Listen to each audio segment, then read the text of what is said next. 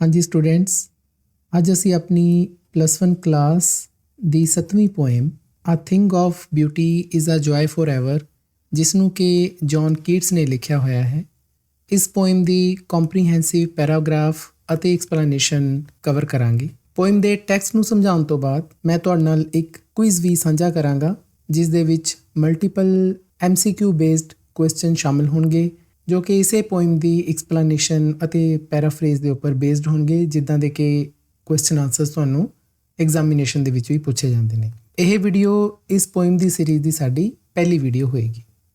Students, poem ਨੂੰ ਜਾਣਨ ਤੋਂ ਪਹਿਲਾਂ ਅਸੀਂ ਇਸ ਦੇ ਪੋਇਟ ਜੌਨ ਕੀਟਸ ਬਾਰੇ ਜਾਣਕਾਰੀ ਪ੍ਰਾਪਤ ਕਰ ਲੈਂਦੇ ਹਾਂ। John Keats was an English romantic poet. John Keats ਇੱਕ ਇੰਗਲਿਸ਼ ਰੋਮਾਂਟਿਕ ਪੋਇਟ ਸੀ ਬੱਚਿਓ। ਤੁਹਾਨੂੰ ਯਾਦ ਹੋਣਾ +1 ਕਲਾਸ ਦੀ ਪਹਿਲੀ ਹੀ ਪੋਇਮ ਹੈ lines written in early spring, ਜਿਸ ਨੂੰ ਕਿ ਵਿਲੀਅਮ ਵਰਡਸਵਰਥ ਨੇ ਲਿਖਿਆ ਹੋਇਆ ਹੈ। ਜਿਸ ਸਮੇਂ ਮੈਂ ਤੁਹਾਨੂੰ ਇਹ ਵਾਲੀ ਪੋਇਮ ਦੀ ਪੈਰਾਫਰੇਜ਼ ਅਤੇ ਐਕਸਪਲੇਨੇਸ਼ਨ ਕਰਵਾਈ ਸੀ ਤਾਂ ਤੁਹਾਨੂੰ ਦੱਸਿਆ ਸੀ ਕਿ ਇਹ ਪੋਇਮ ਵੀ ਇੱਕ ਰੋਮਾਂਟਿਕ ਪੋਇਮ ਹੈ ਅਤੇ ਵਿਲੀਅਮ ਵਰਡਸਵਰਥ ਵੀ ਇੱਕ ਰੋਮਾਂਟਿਕ ਪੋਇਟ ਹੈ। ਕਈ ਬੱਚੇ ਰੋਮਾਂਟਿਕ ਦਾ ਮਤਲਬ ਥੋੜ੍ਹਾ ਜਿਹਾ ਗਲਤ ਲੈ ਲੈਂਦੇ ਹੈ। ਰੋਮਾਂਟਿਕ ਪੋਇਟ ਦਾ ਮਤਲਬ ਹੈ ਕਿ ਜੌਨ ਕੀਟਸ ਰੋਮਾਂਸ ਦੇ ਬੇਸਡ ਜਾਂ ਇਮੈਜੀਨੇਸ਼ਨ ਦੇ ਬੇਸਡ ਪੋਇਮਸ ਲਿਖਦੇ ਹੈ। ਤਾਂ ਜੌਨ ਕੀਟਸ ਵੀ ਇੱਕ ਇੰਗਲਿਸ਼ ਰੋਮਾਂਟਿਕ ਪੋਇਟ ਹੋਏ ਨੇ ਜੀ। ਹੀ is one of the most beloved English poets. ਬਹੁਤ ਹੀ ਜ਼ਿਆਦਾ ਉਹਨਾਂ ਨੂੰ ਪਿਆਰ ਕੀਤਾ ਜਾਂਦਾ ਹੈ। ਮੋਸਟ ਬਿਲਵਡ ਦਾ ਮਤਲਬ ਹੈ ਕਿ ਬਹੁਤ ਜ਼ਿਆਦਾ ਆਦਰ ਸਤਿਕਾਰ ਕੀਤਾ ਜਾਂਦਾ ਹੈ ਇਹਨਾਂ ਦਾ ਜੀ। His poetry mainly consist of sensual imagery, most notably in the series of odes. ਇਹਨਾਂ ਦੀਆਂ ਪੋਇਮਸ ਦੇ ਵਿੱਚ ਤਾਂ ਵੈਸੇ ਬਹੁਤ ਸਾਰੀਆਂ ਖਾਸੀਅਤਾਂ ਨੇ, ਲੇਕਿਨ ਜਿਹੜੀ ਮੇਨ ਖਾਸੀਅਤ ਇਹਨਾਂ ਦੀ ਪੋਇਮਸ ਦੇ ਵਿੱਚ ਨਜ਼ਰ ਆਉਂਦੀ ਹੈ ਜੀ, ਉਹ ਹੈ ਸੈਂਸੂਅਲ ਇਮੇਜਰੀ। ਨਾਓ ਸੈਂਸੂਅਲ ਇਮੇਜਰੀ ਕੀ ਹੁੰਦੀ ਹੈ ਜੀ? ਜਿਵੇਂ ਕਿ ਬੱਚਿਓ ਇਨਸਾਨ ਦੀਆਂ 5 ਸੈਂਸਿਸ ਹੁੰਦੀਆਂ ਨੇ, site, sound, taste, touch and smell. ਇਹ ਸਾਰੀਆਂ ਸੈਂਸਿਸ ਸਾਡੀਆਂ ਗਿਆਨ ਇੰਦਰੀਆਂ ਦੇ ਨਾਲ ਜੁੜੀਆਂ ਹੁੰਦੀਆਂ ਨੇ। ਤਾਂ ਸਾਨੂੰ ਇਹਨਾਂ ਦੀਆਂ ਪੋਇਮਸ ਦੇ ਵਿੱਚ ਇਹ ਸਾਰੀਆਂ ਸੈਂਸਿਸ ਦੇ ਨਾਲ ਰਿਲੇਟਿਡ ਪੋਇਟਰੀ ਦੇਖਣ ਨੂੰ ਮਿਲਦੀ ਹੈ ਕਿ ਇਹਨਾਂ ਦੀ ਪੋਇਟਰੀ ਦਾ ਸਾਡੀਆਂ ਸਾਰੀਆਂ ਗਿਆਨ ਇੰਦਰੀਆਂ 'ਤੇ ਇੱਕ ਅਸਰ ਪੈਂਦਾ ਹੈ ਕਿ ਜਦੋਂ ਵੀ ਅਸੀਂ ਇਹਨਾਂ ਦੀਆਂ ਪੋਇਮਸ ਪੜ੍ਹਦੇ ਹਾਂ ਤਾਂ ਸਾਡੀਆਂ ਜਿੰਨੀਆਂ ਵੀ ਗਿਆਨ ਇੰਦਰੀਆਂ ਨੇ, ਸੈਂਸਿਸ ਨੇ, ਉਹਨਾਂ 'ਤੇ ਇਹ ਇੱਕ ਅਸਰ ਛੱਡ ਕੇ ਜਾਂਦੀਆਂ ਨੇ। ਖਾਸ ਤੌਰ 'ਤੇ ਇਹ ਜਿਹੜੀ ਸੈਂਸੂਅਲ ਇਮੇਜਰੀ ਹੈ ਇਹਨਾਂ ਦੀਆਂ ਓਡਸ ਦੇ ਵਿੱਚ ਨਜ਼ਰ ਆਉਂਦੀ ਹੈ। ਨਾਓ ਓਡਸ ਕੀ ਹੈ ਜੀ? ਕਿ ਓਡ ਜਿਹੜਾ ਸ਼ਬਦ ਹੈ ਬੱਚਿਓ, ਇਹ ਗ੍ਰੀਕ ਭਾਸ਼ਾ ਦਾ ਸ਼ਬਦ ਹੈ, ਜਿਸ ਦਾ ਮਤਲਬ ਹੁੰਦਾ ਹੈ ਸੌਂਗ। ਅਤੇ ਇੱਕ ਤਰ੍ਹਾਂ ਦੀ ਓਡ ਜਿਹੜੀ ਹੁੰਦੀ ਹੈ ਪੋਇਮ, ਉਹ ਸੌਂਗ ਹੀ ਹੁੰਦੀ ਹੈ, ਬਟ ਇਹ ਇੱਕ ਸਪੈਸ਼ਲ ਓਕੇਜ਼ਨ ਦੇ ਲਈ ਲਿਖੀ ਜਾਂਦੀ ਹੈ, ਜਾਂ ਫਿਰ ਕਿਸੇ ਪਰਟੀਕੂਲਰ ਪਰਸਨ ਦੇ ਲਈ ਵੀ ਲਿਖੀ ਜਾਂਦੀ ਹੈ, ਜਾਂ ਕਿਸੇ ਖਾਸ ਚੀਜ਼ ਬਾਰੇ ਵੀ ਇੱਕ ਓਡ ਲਿਖੀ ਜਾ ਸਕਦੀ ਹੈ। He died at the age of 26। ਸਿਰਫ 26 ਸਾਲਾਂ ਦੀ ਉਮਰ ਦੇ ਵਿੱਚ ਹੀ ਇਹਨਾਂ ਦੀ ਡੈਥ ਹੋ ਗਈ ਸੀ। ਐਕਚੁਅਲੀ ਇਹਨਾਂ ਦਾ ਜਨਮ ਬੱਚਿਓ ਹੋਇਆ ਸੀ 1795 ਈਸਵੀ ਦੇ ਵਿੱਚ ਅਤੇ ਇਹਨਾਂ ਦੀ ਡੈਥ 1821 ਈਸਵੀ ਦੇ ਵਿੱਚ ਹੋ ਗਈ ਸੀ।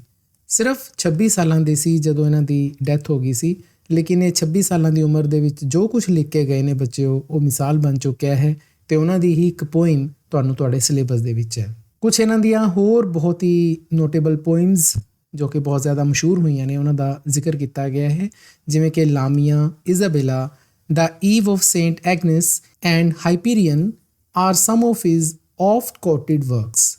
ਆਫ ਦਾ ਮਤਲਬ ਇੱਥੇ ਆਫਨ ਤੋਂ ਹੈ ਜੀ, ਅਕਸਰ।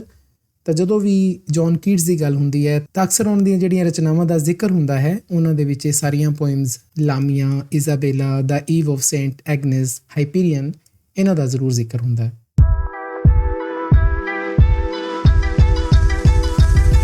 Love learning to lead at Deepak Sudnotes. Student, ਸਾਡੀ poem a thing of beauty is a joy four ever, ਜਿਵੇਂ ਕਿ ਅਸੀਂ ਪਹਿਲਾਂ ਦੱਸ ਹੀ ਚੁੱਕੇ ਹਾਂ ਕਿ ਜੌਨ ਕੀਟਸ ਦੁਆਰਾ ਲਿਖੀ ਹੋਈ ਪੋਇਮ ਹੈ। ਐਕਚੁਅਲੀ ਇਹ ਪੋਇਮ ਜੌਨ ਕੀਟਸ ਦੀ ਲਿਖੀ ਹੋਈ ਇੱਕ ਬਹੁਤ ਹੀ ਵੱਡੀ ਪੋਇਮ ਦਾ ਛੋਟਾ ਜਿਹਾ ਹਿੱਸਾ ਹੈ।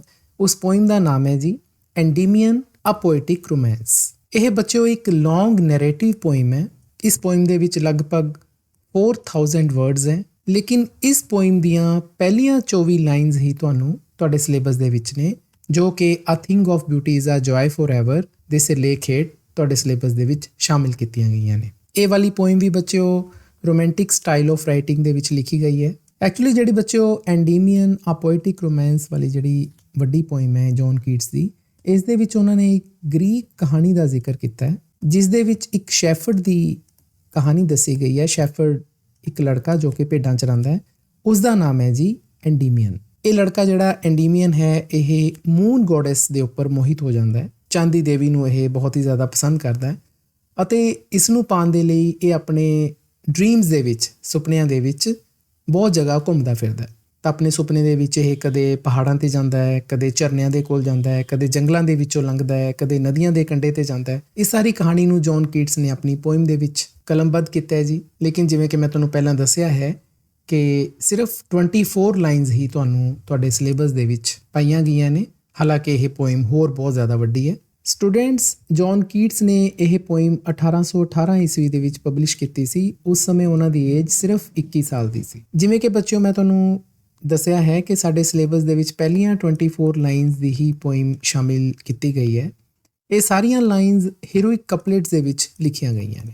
ਹੀਰੋਇਕ ਕਪਲੇਟਸ ਇੱਕ ਤਰ੍ਹਾਂ ਦੇ ਦੋਹੇ ਤੁਸੀਂ ਕਹਿ ਸਕਦੇ ਹੋ ਕਿ ਦੋ ਲਾਈਨਾਂ ਦਾ ਇੱਕ ਜੋੜਾ ਹੈ ਜੋ ਆਪਸ 'ਚ ਰਾਈਮ ਕਰਦਾ ਹੈ। ਅਸੀਂ ਦੇਖ ਸਕਦੇ ਹਾਂ ਜਿਵੇਂ ਸਾਡੀ ਪਹਿਲੀ ਲਾਈਨ ਐਵਰ ਦੇ ਨਾਲ ਖਤਮ ਹੁੰਦੀ ਹੈ, ਲੇਕਿਨ ਦੂਸਰੀ ਲਾਈਨ ਨੈਵਰ ਦੇ ਨਾਲ ਖਤਮ ਹੁੰਦੀ ਹੈ।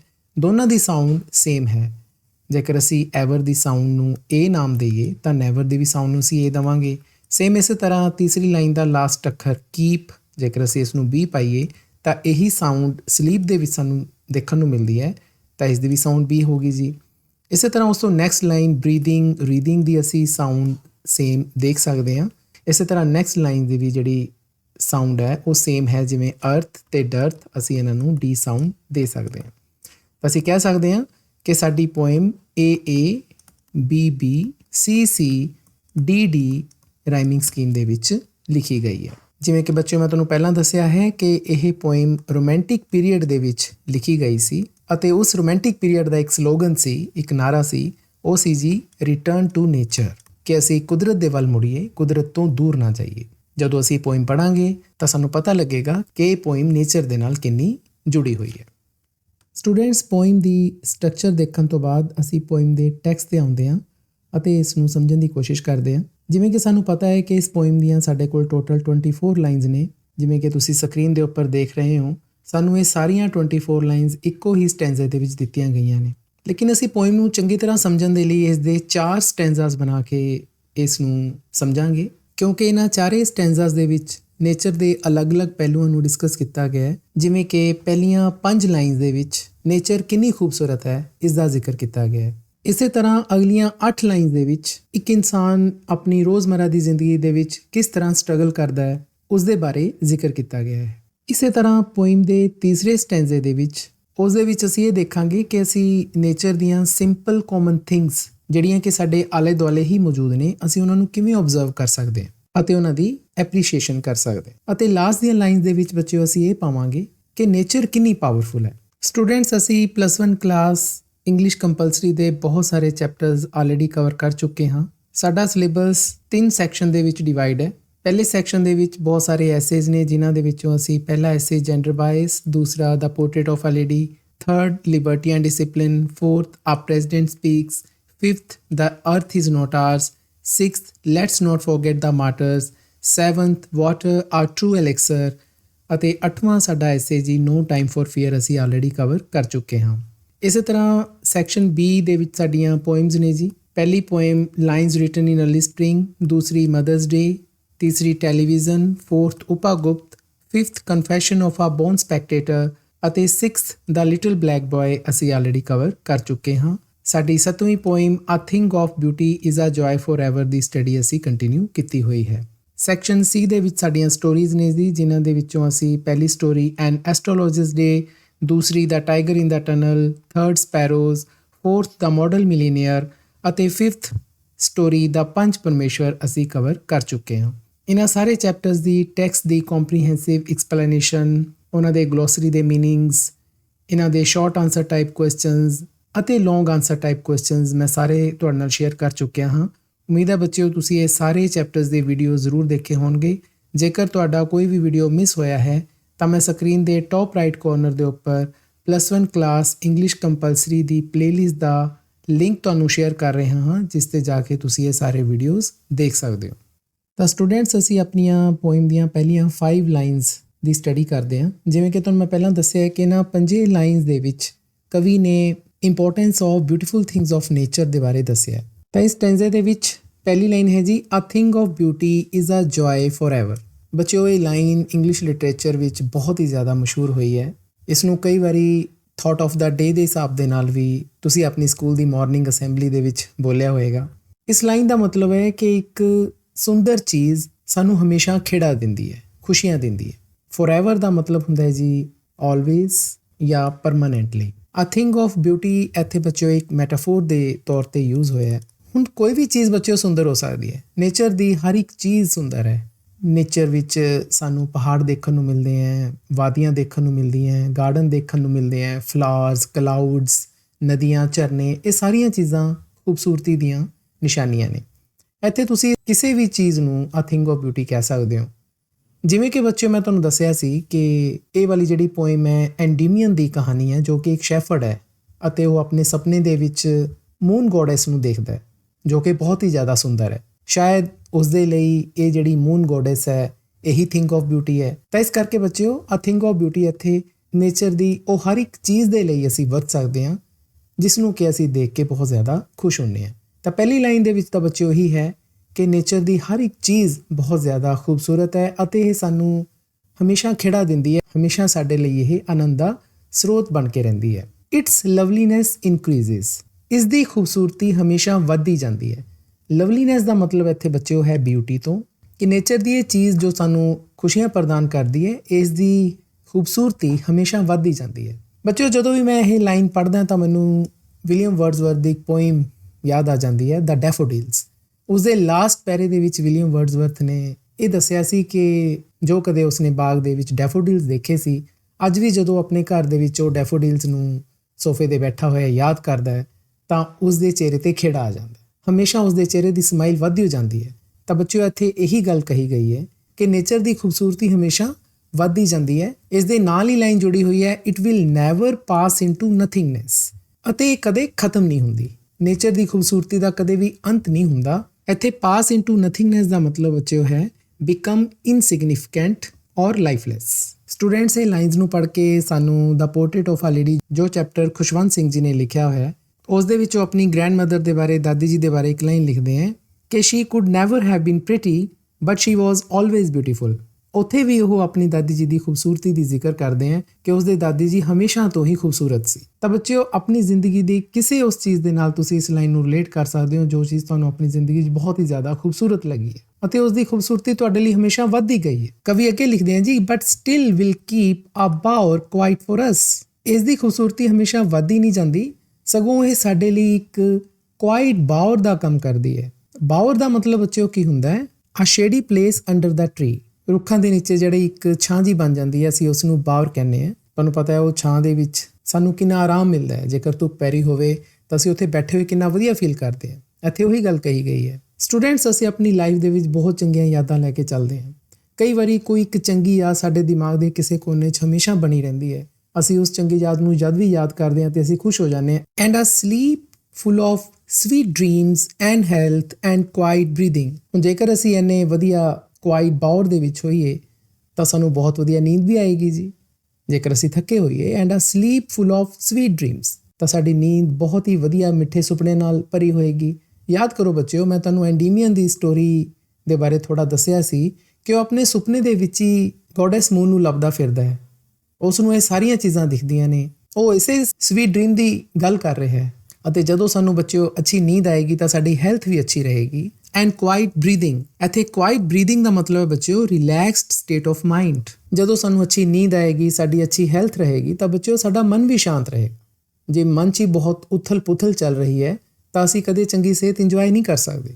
ਤਾਂ ਸਟੂਡੈਂਟ, ਤੁਸੀਂ ਇੱਥੇ ਇੱਕ ਗੱਲ ਨੋਟ ਕਰੋ ਕਿ ਸਾਨੂੰ ਸੁੰਦਰਤਾ ਕੀ ਕੁਝ ਪ੍ਰਦਾਨ ਕਰਦੀ ਹੈ। ਸਾਨੂੰ ਉਹ good sleep full of sweet dream ਦਿੰਦੀ ਹੈ, ਸਾਨੂੰ ਪਰਫੈਕਟ ਹੈਲਥ ਦਿੰਦੀ ਹੈ ਅਤੇ ਸਾਨੂੰ ਰਿਲੀਫ ਦਿੰਦੀ ਹੈ। ਇਹ ਤਿੰਨੇ ਚੀਜ਼ਾਂ ਬੱਚਿਓ ਸਾਨੂੰ ਇੱਕ ਸੁੰਦਰ ਚੀਜ਼ ਪ੍ਰਦਾਨ ਕਰਦੀ ਹੈ। ਜਿਵੇਂ ਮੈਂ ਤੁਹਾਨੂੰ ਬੱਚਿਓ ਦੱਸਿਆ ਸੀ ਕਿ ਪੋਇਮ ਦੀ ਪਹਿਲੀ ਲਾਈਨ 'ਚ ਹੀ ਮੈਟਾਫਰ ਯੂਜ਼ ਹੋਇਆ ਹੈ। ਇਸੇ ਤਰ੍ਹਾਂ ਬੱਚਿਓ ਜੇ ਤੁਸੀਂ ਦੇਖੋ ਤਾਂ ਇਸ ਪੋਇਮ ਦੀ ਇੱਕ line and a sleep full of sweet dream ਦੇ ਵਿੱਚ ਐਲੀਟ੍ਰੇਸ਼ਨ ਯੂਜ਼ ਹੋਈ ਹੈ। ਐਲੀਟ੍ਰੇਸ਼ਨ ਬੱਚਿਓ ਮੈਂ ਤੁਹਾਨੂੰ ਬਹੁਤ ਹੀ ਚੰਗੀ ਤਰ੍ਹਾਂ ਕਰਵਾਈ ਹੈ ਕਿ ਜਦੋਂ ਇੱਕ ਕੌਨਸੋਨੈਂਟ ਦੀ ਆਵਾਜ਼ ਪੋਇਮ ਦੀ ਇੱਕ ਲਾਈਨ ਦੇ ਵਿੱਚ ਬਾਰ-ਬਾਰ ਆਉਂਦੀ ਹੈ ਤਾਂ ਅਸੀਂ ਉਸ ਨੂੰ ਐਲੀਟ੍ਰੇਸ਼ਨ ਕਹਿੰਦੇ ਹਾਂ। ਇੱਥੇ ਲਾਈਨ ਹੈ and a sleep full of sweet dreams ਤੇ ਇਹਦੇ ਵਿੱਚ ਸਲੀਪ ਦੀ ਐਸ, ਸਵੀਟ ਦੀ ਐਸ, ਡ੍ਰੀਮਸ ਦੀ ਐਸ, ਇਹਨਾਂ ਦੀ ਆਵਾਜ਼ ਸਾਡੀ ਬਾਰ-ਬਾਰ ਆ ਰਹੀ ਹੈ। ਅਸੀਂ ਇਹ ਕਹਿ ਸਕਦੇ ਹਾਂ ਕਿ ਇੱਥੇ ਐਲੀਟ੍ਰੇਸ਼ਨ ਯੂਜ਼ ਹੋਈ ਹੈ।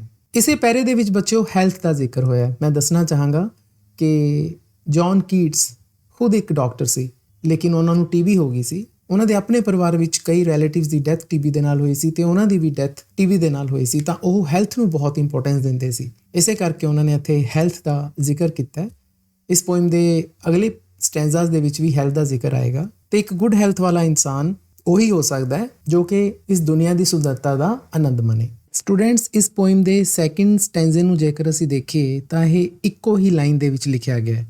ਜੇ ਤੁਸੀਂ ਇਸ ਨੂੰ ਧਿਆਨ ਨਾਲ ਦੇਖੋ ਤਾਂ ਦੇਅਰਫੋਰ ਤੋਂ ਇਹ ਸਟੈਂਜ਼ਾ ਸਟਾਰਟ ਹੁੰਦਾ ਹੈ ਤੇ ਇਸ ਦਾ ਫੁੱਲ ਸਟਾਪ ਬਿਲਕੁਲ ਐਂਡ ਜਾ ਕੇ ਫਰੋਮ ਆਵਰ ਡਾਰਕ ਸਪਿਰਿਟਸ ਤੋਂ ਬਾਅਦ ਆਉਂਦਾ ਹੈ। ਪੂਰੀ ਲਾਈਨ ਦੇ ਵਿੱਚ ਜਾਂ ਤਾਂ ਕੋਮਾਸ ਆਉਂਦੇ ਨੇ ਜਾਂ ਫਿਰ ਇੱਕ ਜਗ੍ਹਾ ਕੋਲਨ ਆਉਂਦਾ ਹੈ ਜੋ ਕਿ ਸਰਚਿੰਗ ਤੋਂ ਬਾਅਦ ਹੈ। ਕੋਲਨ ਇੱਥੇ ਕਵੀ ਨੇ ਇਸ ਲਈ ਯੂਜ਼ ਕੀਤਾ ਹੈ ਕਿਉਂਕਿ ਕੋਲਨ ਤੋਂ ਬਾਅਦ ਜੋ ਇਨਫੋਰਮੇਸ਼ਨ ਆ ਰਹੀ ਹੈ ਉਸ ਦੇ ਉੱਪਰ ਉਹ ਐਮਫੈਸਿਸ ਪਾਉਣਾ ਚਾਹੁੰਦਾ ਹੈ, ਮਤਲਬ ਕਿ ਇਸ ਇਨਫੋਰਮੇਸ਼ਨ ਦੇ ਉੱਪਰ ਉਹ ਜ਼ਿਆਦਾ ਸਾਡਾ ਧਿਆਨ ਦਿਵਾਉਣਾ ਚਾਹੁੰਦਾ ਹੈ। ਦੇਅਰਫੋਰ ਤੋਂ ਲੈ ਕੇ ਕੋਲਨ ਤੱਕ ਕਵੀ ਨੇ, ਜਿਵੇਂ ਕਿ ਮੈਂ ਪਹਿਲਾਂ ਵੀ ਦੱਸਿਆ ਸੀ, ਇੱਕ ਇਨਸਾਨ ਦੇ ਜ਼ਿੰਦਗੀ ਦੇ ਰੋਜ਼ਾਨਾ ਦੇ ਸਟਰਗਲ ਨੂੰ ਦੱਸਿਆ ਹੈ ਅਤੇ ਕੋਲਨ ਤੋਂ ਬਾਅਦ ਯੈਸ ਤੋਂ ਲੈ ਕੇ ਸਪਿਰਿਟਸ ਤੱਕ ਉਸਨੇ ਇਹ ਦੱਸਿਆ ਹੈ ਕਿ ਸਾਡੀ ਜ਼ਿੰਦਗੀ ਦੇ ਵਿੱਚ ਜਿਹੜੀਆਂ ਮੁਸੀਬਤਾਂ ਆਉਂਦੀਆਂ ਨੇ, ਤਕਲੀਫਾਂ ਆਉਂਦੀਆਂ ਨੇ, ਉਹਨਾਂ ਨੂੰ ਨੇਚਰ ਦੀ ਖੂਬਸੂਰਤੀ ਕਿਸ ਤਰ੍ਹਾਂ ਦੂਰ ਕਰਦੀ ਹੈ। ਤਾਂ ਅਸੀਂ ਇਸ ਨੂੰ ਹੁਣ ਵਿਸਥਾਰ ਨਾਲ ਪੜ੍ਹਦੇ ਹਾਂ। ਤਾਂ ਸਟੈਂਜ਼ਾ ਸ਼ੁਰੂ ਕਰਦੇ ਹਾਂ ਜੀ। Therefore on every morrow are we reading a flowery band to bind us to the earth. ਹੁਣ ਕਵੀ ਕਹਿੰਦਾ ਹੈ ਕਿ ਹਰ ਇੱਕ ਸਵੇਰ ਨੂੰ, ਇੱਥੇ ਮੋਰੋ ਦਾ ਮਤਲਬ ਹੈ ਬੱਚਿਓ ਟੂਮੋਰੋ। ਬੇਸਿਕਲੀ ਜਿਹੜਾ ਮੋਰੋ ਸ਼ਬਦ ਹੈ ਬੱਚਿਓ ਇਹ ਇੱਕ ਅਰਕਾਇਕ ਵਰਡ ਹੈ। ਅਰਕਾਇਕ ਵਰਡ ਹੁੰਦੇ ਨੇ ਜੀ ਜਿਹੜੇ ਪੁਰਾਣੀ ਇੰਗਲਿਸ਼ ਦੇ ਵਿੱਚ ਯੂਜ਼ ਹੁੰਦੇ ਸੀ। ਅੱਜ ਕੱਲ੍ਹ ਮਾਡਰਨ ਇੰਗਲਿਸ਼ ਦੇ ਵਿੱਚ ਇਹ ਵਰਡ ਯੂਜ਼ ਨਹੀਂ ਹੁੰਦੇ। ਅੱਜ ਕੱਲ੍ਹ ਟੂਮਾਰੋ ਵਰਡ ਜ਼ਿਆਦਾ ਯੂਜ਼ ਹੁੰਦਾ ਹੈ। ਮੋਰੋ ਸ਼ਬਦ ਤੁਹਾਨੂੰ ਪੁਰਾਣੀਆਂ ਪੋਇਮ 'ਚ ਲਿਖਿਆ ਦਿਖੇਗਾ। ਕਹਿੰਦੇ ਇਸ ਕਰਕੇ ਜਦੋਂ ਵੀ ਅਸੀਂ ਹਰ ਸਵੇਰ ਨੂੰ ਉੱਠਦੇ ਹਾਂ, ਵੀ R reading a flowery band. ਇੱਥੇ ਰੀਡਿੰਗ ਦਾ ਮਤਲਬ ਹੈ ਬੱਚਿਓ ਐਨਸਰਕਲਿੰਗ ਅਤੇ ਫਲਾਵਰੀ ਬੈਂਡ ਦਾ ਮਤਲਬ ਹੈ ਬੱਚਿਓ ਇੱਥੇ ਆ ਗਾਰਲੈਂਡ ਆਫ ਫਲਾਵਰਸ। ਜਿਵੇਂ ਫੁੱਲਾਂ ਦਾ ਹਾਰ ਹੁੰਦਾ ਹੈ ਜੀ, ਫੁੱਲਾਂ ਨੂੰ ਪਿਰੋ ਕੇ ਬਣਾਇਆ ਜਾਂਦਾ ਹੈ। ਇਸੇ ਤਰੀਕੇ ਦੇ ਨਾਲ ਅਸੀਂ ਜਦੋਂ ਵੀ ਨਵੀਂ ਸਵੇਰ ਵੇਲੇ ਜਾਗਦੇ ਹਾਂ ਤਾਂ ਅਸੀਂ ਆਪਣੇ ਆਪ ਨੂੰ ਇਸ ਧਰਤੀ ਦੇ ਨਾਲ ਜੁੜਿਆ ਪਾਉਂਦੇ ਹਾਂ। ਇੱਥੇ ਬੱਚਿਓ ਕਵੀ ਇਹ ਕਹਿਣਾ ਚਾਹੁੰਦਾ ਹੈ ਕਿ ਸਾਡੀਆਂ ਯਾਦਾਂ ਦੇ ਵਿੱਚ ਬਹੁਤ ਚੰਗੀਆਂ ਮੈਮਰੀਜ਼ ਵੀ ਹੁੰਦੀਆਂ ਨੇ। ਅਸੀਂ ਉਹਨਾਂ ਗੁੱਡ ਮੈਮਰੀਜ਼ ਦੇ ਨਾਲ, ਸੋਹਣੀਆਂ ਮੈਮਰੀਜ਼ ਦੇ ਨਾਲ, ਬਿਊਟੀਫੁਲ ਮੈਮਰੀਜ਼ ਦੇ ਨਾਲ ਜਦੋਂ ਜਾਗਦੇ ਹਾਂ ਤਾਂ ਸਾਨੂੰ ਆਪਣੀ ਜ਼ਿੰਦਗੀ ਬੜੀ ਹਸੀਨ ਲੱਗਦੀ ਹੈ। ਕਈ ਵਾਰੀ ਬੱਚਿਓ ਕੀ ਹੁੰਦਾ ਹੈ ਕਿ ਕੁਝ ਇਨਸਾਨਾਂ ਦੀ ਜ਼ਿੰਦਗੀ ਦੇ ਵਿੱਚ ਇੰਨੇ ਦੁੱਖ ਦਰਦ ਹੁੰਦੇ ਨੇ ਕਿ ਉਹਨਾਂ ਦਾ ਇੱਕ ਇੱਕ ਦਿਨ ਕੱਟਣਾ ਹੀ ਉਹਨਾਂ ਨੂੰ ਐਂ ਲੱਗਦਾ ਕਿ ਬਹੁਤ ਔਖਾ ਹੈ। ਅਤੇ ਸਾਨੂੰ ਇਹ ਵੀ ਪਤਾ ਬੱਚਿਓ ਕਿ ਉਹ ਇਨਸਾਨ ਸੁਸਾਈਡ ਤੱਕ ਦਾ ਵੀ ਸੋਚਦੇ ਨੇ। ਪਰੰਤੂ ਇੱਥੇ ਕਵੀ ਇਸ ਤੋਂ ਉਲਟ ਕਹਿੰਦਾ ਹੈ। ਉਹ ਕਹਿੰਦਾ ਹੈ ਕਿ ਜਦੋਂ ਅਸੀਂ ਆਪਣੀ ਜ਼ਿੰਦਗੀ ਦੇ ਵਿੱਚ ਗੁੱਡ ਮੈਮਰੀਜ਼, ਬਿਊਟੀਫੁਲ ਮੈਮਰੀਜ਼ ਨੂੰ ਸਜੋ ਕੇ ਰੱਖਦੇ ਹਾਂ, ਪਿਰੋ ਕੇ ਰੱਖਦੇ ਹਾਂ ਤਾਂ ਸਾਨੂੰ ਆਪਣੀ ਜ਼ਿੰਦਗੀ ਹਸੀਨ ਲੱਗਦੀ ਹੈ ਅਤੇ ਹਰ ਇੱਕ ਨਵੀਂ ਸਵੇਰ ਅਸੀਂ ਪੂਰੀ ਹੋਪ ਦੇ ਨਾਲ, ਉਮੰਗ ਦੇ ਨਾਲ ਜੀਣ ਦੀ ਕੋਸ਼ਿਸ਼ ਕਰਦੇ ਹਾਂ। ਇਸ ਲਾਈਨ ਦੇ ਵਿੱਚ ਬੱਚਿਓ ਸਾਊਂਡ ਆਫ ਬੀ ਬਾਰ-ਬਾਰ ਆਈ ਹੈ ਜੀ। ਇਸ ਕਰਕੇ ਅਸੀਂ ਕਹਿ ਸਕਦੇ ਹਾਂ ਕਿ ਇੱਥੇ ਐਲੀਟ੍ਰੇਸ਼ਨ ਯੂਜ਼ ਹੋਈ ਹੈ ਆਫ ਸਾਊਂਡ ਬੀ। ਇਹ ਬੈਂਡ 'ਚ ਵੀ ਆਈ ਹੈ ਅਤੇ ਬਾਈਂਡ 'ਚ ਵੀ ਆਈ ਹੈ। ਆ ਫਲਾਵਰੀ ਬੈਂਡ ਇੱਥੇ ਬੱਚਿਓ ਇੱਕ ਮੈਟਾਫੋਰ ਦੇ ਤੌਰ ਤੇ ਯੂਜ਼ ਹੋਇਆ ਹੈ। ਇੱਕ ਆਧਾ ਮੈਟਾਫੋਰ ਹੈ ਜੀ ਅਰਥਲੀ ਬਿਊਟੀ ਦਾ। ਇਸ ਧਰਤੀ ਦੇ ਉੱਪਰ ਬਹੁਤ ਸਾਰੀਆਂ ਖੂਬਸੂਰਤ ਚੀਜ਼ਾਂ ਨੇ ਜੀ, ਪਹਿਲਾਂ ਵੀ ਜ਼ਿਕਰ ਹੋਇਆ ਹੈ। ਉਹਨਾਂ ਸਾਰਿਆਂ ਦੇ ਲਈ ਇਹ ਫਲਾਵਰੀ ਬੈਂਡ ਯੂਜ਼ ਹੋਇਆ ਹੈ। ਕਿਉਂਕਿ ਬੱਚਿਓ ਇਸ ਲਾਈਨ ਨੂੰ ਪੜ੍ਹ ਕੇ ਸਾਨੂੰ ਫੁੱਲਾਂ ਦਾ ਹਾਰ ਸਾਡੇ ਧਿਆਨ 'ਚ ਆਉਂਦਾ ਹੈ ਤਾਂ ਅਸੀਂ ਇਹ ਕਹਿ ਸਕਦੇ ਹਾਂ ਕਿ ਇਸ ਲਾਈਨ ਦੇ ਵਿੱਚ ਕਵੀ ਨੇ ਇਮੇਜਰੀ ਯੂਜ਼ ਕੀਤੀ ਹੈ, ਜਿਸ ਦਾ ਜ਼ਿਕਰ ਅਸੀਂ ਇਸ ਵੀਡੀਓ ਦੇ ਸ਼ੁਰੂ 'ਚ ਕੀਤਾ ਸੀ। ਇਸ ਇਮੇਜਰੀ ਨਾਲ ਸਾਨੂੰ ਨੇਚਰ ਦੀਆਂ ਚੀਜ਼ਾਂ ਦਾ ਧਿਆਨ ਆਉਂਦਾ ਹੈ। ਕਵੀ ਅੱਗੇ ਕਹਿੰਦੇ ਜੀ, spite of despondence of the inhuman dearth of noble natures of the gloomy days of all the unhealthy and over darken ways made for our searching. ਇਹ ਸਾਰੀਆਂ ਲਾਈਨਾਂ ਦੇ ਵਿੱਚ ਕਵੀ ਸਾਡੀ ਜ਼ਿੰਦਗੀ ਦੇ ਵਿੱਚ ਜੋ ਦੁੱਖ ਆਉਂਦੇ ਨੇ, ਤਕਲੀਫਾਂ ਆਉਂਦੀਆਂ ਨੇ, ਗਮ ਆਉਂਦੇ ਨੇ, ਉਹਨਾਂ ਦਾ ਜ਼ਿਕਰ ਕਰਦਾ ਹੈ। ਇੱਥੇ ਬੱਚਿਓ ਡੈਸਪੋਡੈਂਸ ਦਾ ਮਤਲਬ ਹੈ ਜੀ ਡਿਪਰੈਸਡ ਜਾਂ ਮਿਜ਼ਰੀ। ਦੁਖਦਾਈ ਪਲਾਂ ਨੂੰ ਅਸੀਂ ਡੈਸਪੋਡੈਂਸ ਕਹਿੰਦੇ ਹਾਂ ਜੀ। ਜਦੋਂ ਅਸੀਂ ਬਿਲਕੁਲ ਹਤਾਸ਼ ਹੋ ਜਾਂਦੇ ਹਾਂ, ਨਿਰਾਸ਼ ਹੋ ਜਾਂਦੇ ਹਾਂ, ਉਸ ਸਟੇਟ ਨੂੰ ਅਸੀਂ ਡੈਸਪੋਡੈਂਸ ਕਹਿੰਦੇ ਹਾਂ। ਕਹਿੰਦੇ ਚਾਹੇ ਅਸੀਂ ਜ਼ਿੰਦਗੀ ਦੇ ਵਿੱਚ ਪੂਰੀ ਤਰ੍ਹਾਂ ਹਤਾਸ਼ ਹੋ ਜਾਈਏ, ਚਾਹੇ ਸਾਡੀ ਜ਼ਿੰਦਗੀ ਦੇ ਵਿੱਚ ਨੋਬਲ ਨੇਚਰਸ ਦੀ ਡਰਥ ਹੋਵੇ। ਨਾ ਡਰ ਦਾ ਮਤਲਬ ਹੈ ਬੱਚਿਓ ਡੈਫੀਸ਼ੀਐਂਸੀ, ਕਮੀ। ਨੋਬਲ ਨੇਚਰ ਦਾ ਮਤਲਬ ਉਹਨਾਂ ਇਨਸਾਨਾਂ ਤੋਂ ਹੈ ਜੋ ਨੇਕ ਦਿਲ ਇਨਸਾਨ ਨੇ। ਆਪਾਂ ਇੰਗਲਿਸ਼ 'ਚ ਉਸ ਨੂੰ ਲਿਖਾਂਗੇ persons of high moral principals. ਇਸ ਪੂਰੀ ਲਾਈਨ ਦਾ ਮਤਲਬ ਹੈ ਜੀ ਕਿ ਚਾਹੇ ਸਾਡੀ ਜ਼ਿੰਦਗੀ ਦੇ ਵਿੱਚ ਨੇਕ ਦਿਲ ਇਨਸਾਨਾਂ ਦੀ ਕਮੀ ਹੋਵੇ। ਆਫ ਦਾ ਗਲੂਮੀ ਡੇਜ਼, ਗਲੂਮੀ ਦਾ ਮਤਲਬ ਹੁੰਦਾ ਹੈ ਜੀ ਸੈਡ। ਚਾਹੇ ਸਾਡੀ ਜ਼ਿੰਦਗੀ ਦੇ ਵਿੱਚ ਦੁੱਖਾਂ ਵਾਲੇ ਦਿਨਾਂ ਦੀ ਭਰਮਾਰ ਹੋਵੇ। Of all the unhealthy and over darkened ways. Unhealthy and over darkened ways ਇੱਕ ਤਰ੍ਹਾਂ ਦਾ ਮੈਟਾਫੋਰ ਹੈ ਜੀ। ਇਹ ਕਿਸ ਦੇ ਲਈ ਯੂਜ਼ ਹੋਇਆ ਹੈ?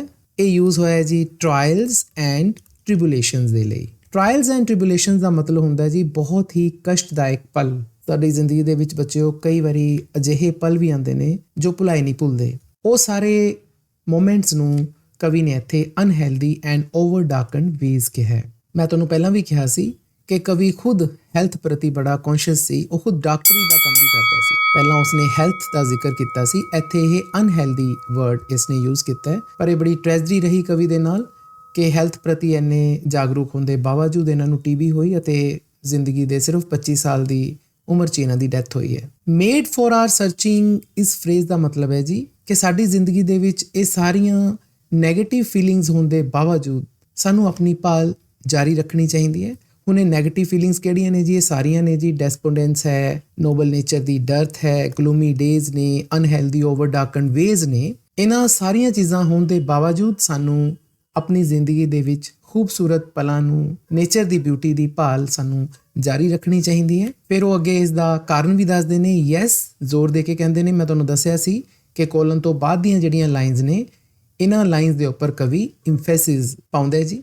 ਉਹ ਜ਼ਰਾ ਜ਼ੋਰ ਦੇ ਕੇ ਕਹਿੰਦਾ ਕਿ ਇਹਨਾਂ ਸਾਰੀਆਂ ਗੱਲਾਂ ਦੇ ਬਾਵਜੂਦ, ਉਹ ਦੁਬਾਰਾ ਤੋਂ ਕਹਿ ਰਿਹਾ, ਦੇਖੋ, ਇਨ ਸਪਾਈਟ ਆਫ ਆਲ। ਪਹਿਲਾਂ ਵੀ ਉਸਨੇ ਇਨ ਸਪਾਈਟ ਆਫ ਵਰਡ ਯੂਜ਼ ਕੀਤਾ ਹੈ, ਹੁਣ ਫਿਰ ਉਹ ਇਸ ਵਰਡ ਨੂੰ ਰਿਪੀਟ ਕਰ ਰਿਹਾ ਹੈ ਕਿਉਂਕਿ ਉਹ ਜ਼ੋਰ ਦੇ ਕੇ ਕਹਿ ਰਿਹਾ ਹੈ ਕਿ ਇਹਨਾਂ ਸਾਰੀਆਂ ਚੀਜ਼ਾਂ ਹੋਣ ਦੇ ਬਾਵਜੂਦ some shape of beauty moves away the pall from our dark spirits।